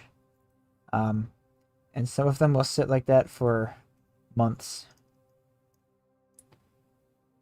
But luckily I have enough already completed, so I don't have to rush to complete those guys. And they'll just sit on my shelf until they're ready. But I hear ya. Yeah, with horde armies though, it's a challenge. Termagants or guardsmen or cultists.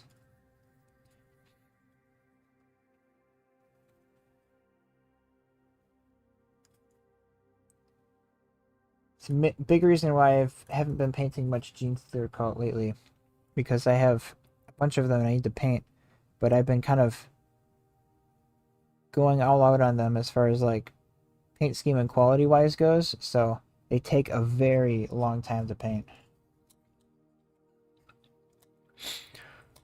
All right, we got some good highlights on there, so now I'm just going to go back with the Fen Raising in Gray and pick out some of these sharp corners. Poxwalkers.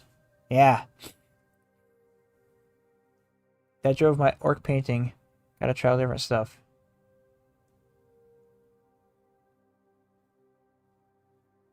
Yeah.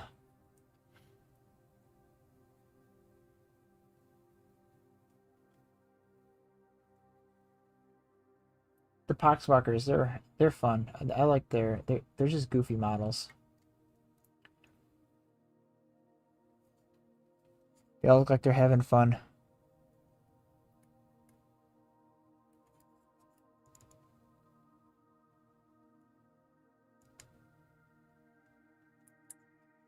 Alright, so just getting some Fenrisian gray on some of these corner areas.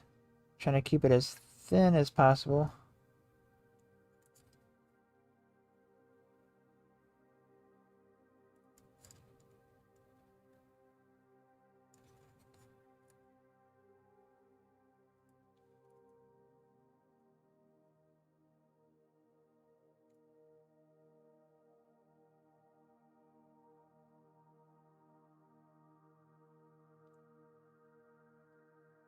Look at that. That took like 15 seconds or so for the Fenrisian gray. Such an easy step when you already have your base highlights down. Just to really take it to the next level.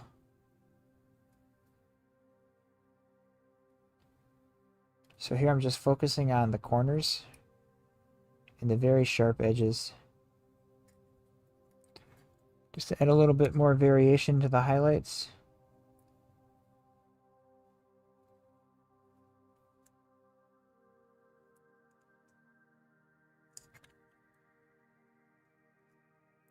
Just lightly touching it with the edge of my brush.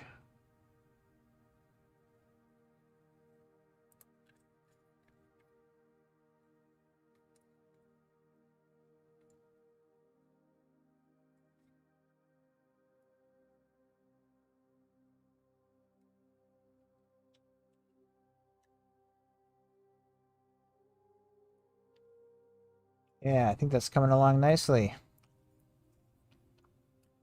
I am happy with it.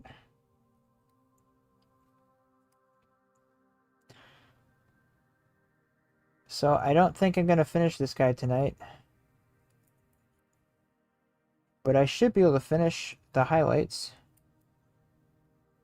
So we're going to finish up these panel highlights, and then we are going to pick him up next week. I should be able to finish him next week for sure. Because then I'll just have some of the reliquary details and other adornments and decorations, and then the base. And that should all be able to wrap up in one session for sure. I might even have time for decals next week as well.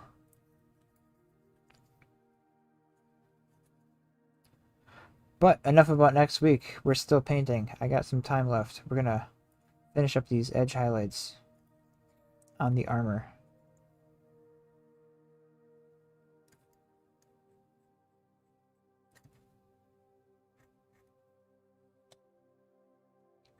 The highlights are great. Looking sharp. Thank you. Thank you. I appreciate that.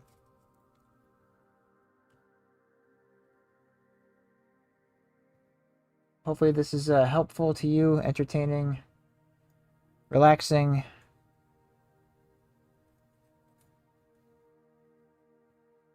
Insert whatever reason you're watching this.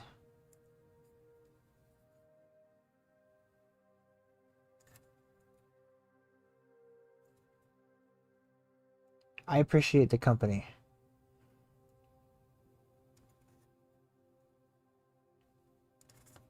Otherwise, I'd just be sitting alone in my basement, listening to the Horus Heresy on audiobook. That's what I do when I'm not streaming.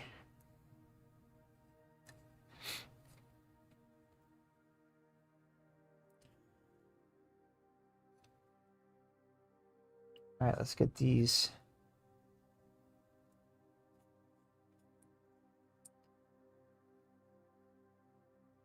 Yeah, like if they go on too thick, I'll just smudge it with my finger and try again. If the paint's thin enough,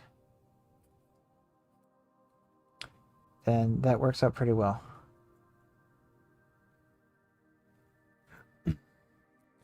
What book am I on now? I am on The Vengeful Spirit.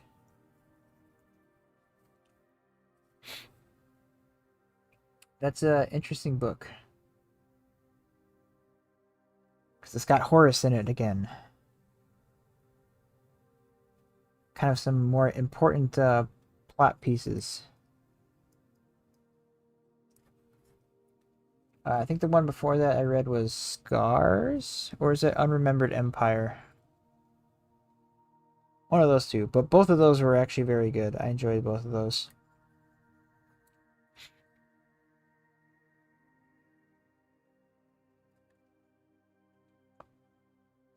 Yeah, if it weren't for Audible, I probably wouldn't even touch those. I just can't... I can't make the time to read books. And also, you know, find time to... I do play video games every now and then, and getting painting done. It's just a lot. And I'm sure one day when I have children, it'll be even harder. So I'm taking advantage of this time without kids to get all the hobbying done. All those days last.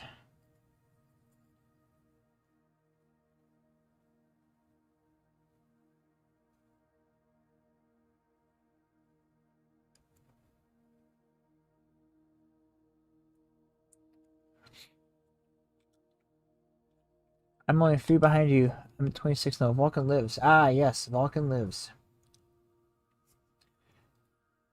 How far are you in Vulcan lives? That one was it was interesting. Um I don't think it was one of my favorites, but it wasn't like a definitely wasn't forgettable. There's a few that are forgettable.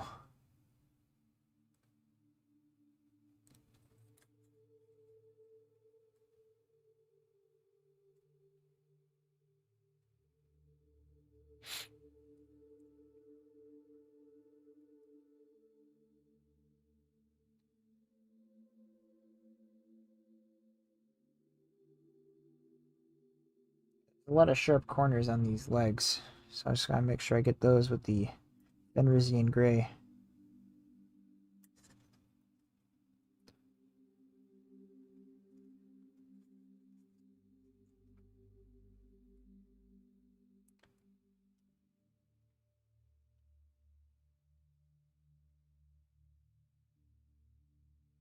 Gotta get these sharp corners on the back here.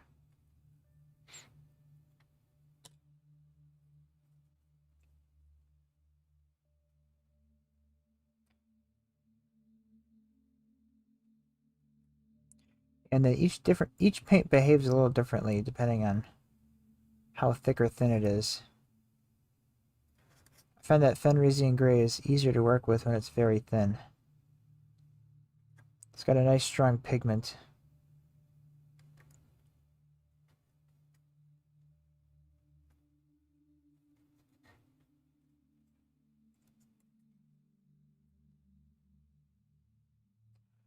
Audiobooks are dangerous. Been listening to Gene Father and it's got me wanting to be able to call Central Mechanicus Force. Ha! Yeah, that is very true. I mean, I listened to the Krieg novel uh last summer. That one got me really thinking about deathcore. And here I am.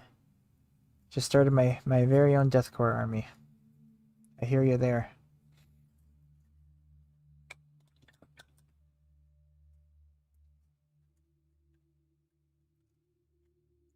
Yeah, you can listen to Warhammer while you paint your Warhammer. Warhammer while you Warhammer.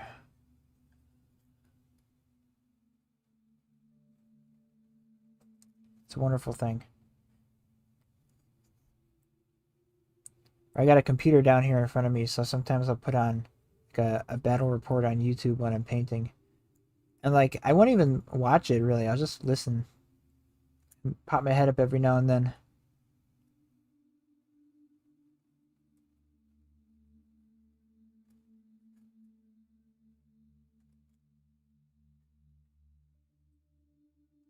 Or if you guys watch Luton09, his videos, he's got some really good lore videos.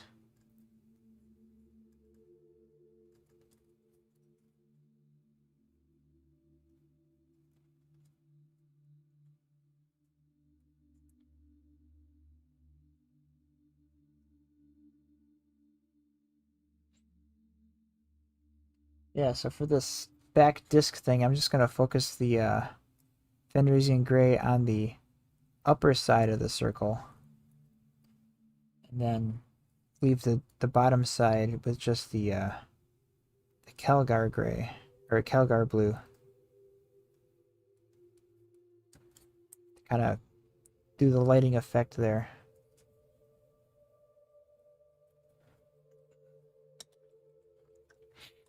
We just got a little bit on this top here.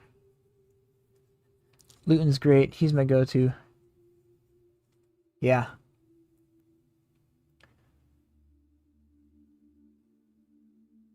I've been starting to listen to Voldemort a little bit too. He's a little dramatic with his voice, but he does some very cool lore stuff. Like he's even written some like short stories or segments. I think he's written a few of them. But he also reads the lore segments from the books, which is kind of cool. Like he did one where he read through all the Tyranid stuff in the new book with his Voldemort voice. We just got these las cannons left, or the arms, I should say.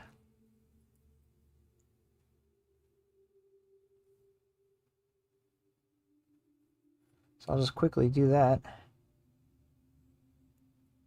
Should go pretty quickly. Just a few lines here and there. Oops.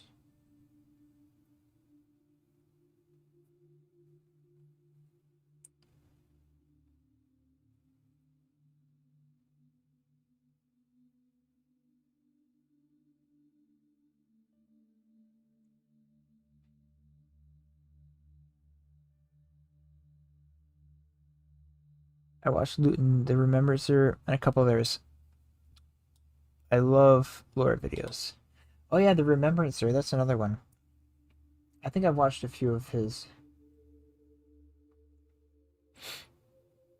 It's just it's funny how the Warhammer lore is. I heard a funny quote from someone on Reddit. I don't know if they were quoting somebody else, but they said it's as vast as an ocean and as deep as a puddle, which is kind of true, which is I think is funny, but it is a very vast, expansive lore. I do love it.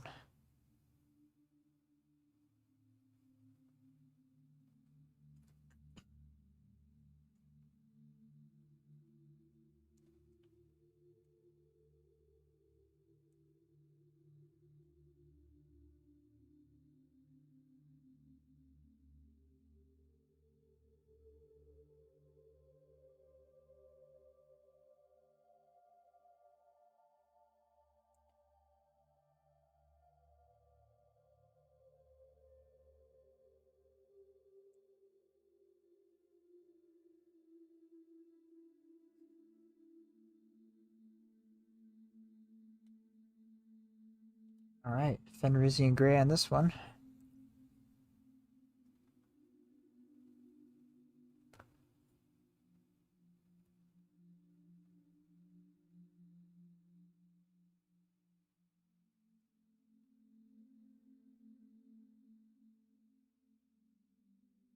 These sharp edges, sharp corners.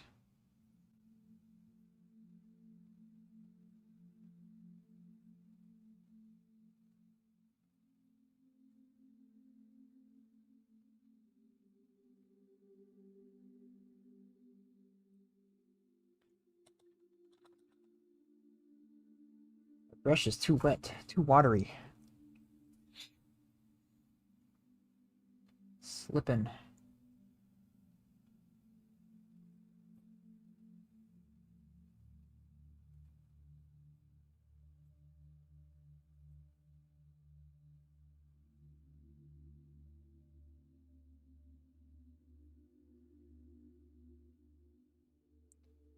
Just try to get this. There we go. Just gotta get the right amount of water.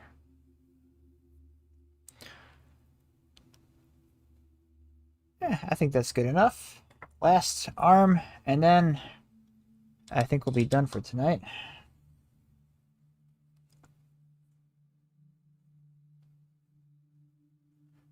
But I am very happy with the progress I've made tonight on this dreadnought.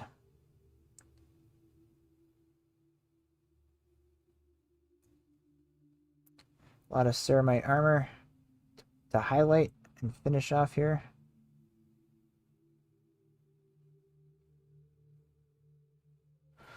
But able to knock it all out in about 2 hours. I don't know if that's good or bad.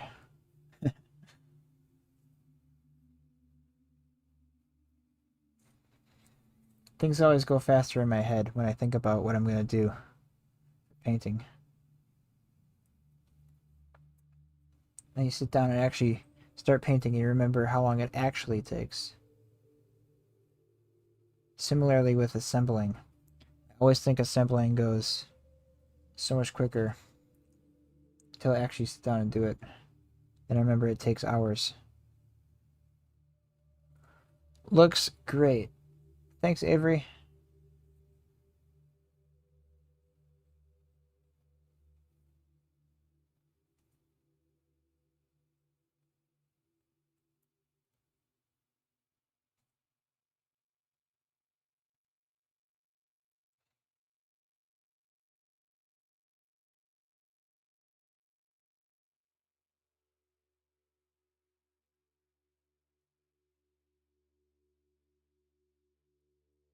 Oh,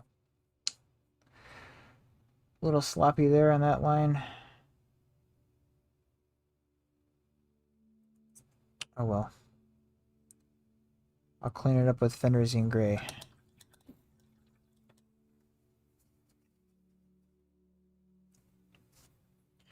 And lastly, the Fenrisian Gray. Just trying to get it on the corners. A little heavy there. It's very thinned down on my brush, so it's gonna flow a little bit more than it normally would. So I have to be careful with it. And just work my way down this edge. Okay. And there. Let's get this corner down here.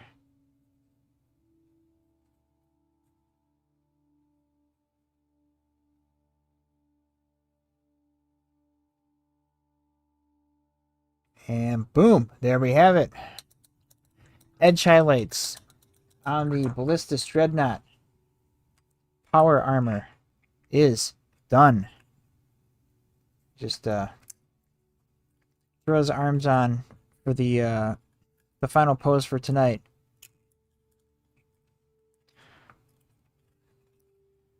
All right, so I will be back next week. Same time, same place, and I will be finishing up this dreadnought. Just got some metallic decorations, things to do, the base, and then I think I'll also do some decal work as well, because I think we'll have time for that Looks fantastic. Thank you, Todd. I appreciate that. Yeah, so that's how I do the highlights on my Space Marines. Multiple phase approach. Start with McCrag blue, or a slightly lighter blue than your base coat. Do that chunky highlight, and then come in with a lighter blue for a more fine highlight, and then a very light blue to get along the edges to kind of add some variation there. Get some natural weathering effect there. So, well, with that, I will leave y'all for tonight, and I'll catch you next week. Thanks for sticking around and hanging out, watching this, and I'll catch you next time. Thanks, everybody.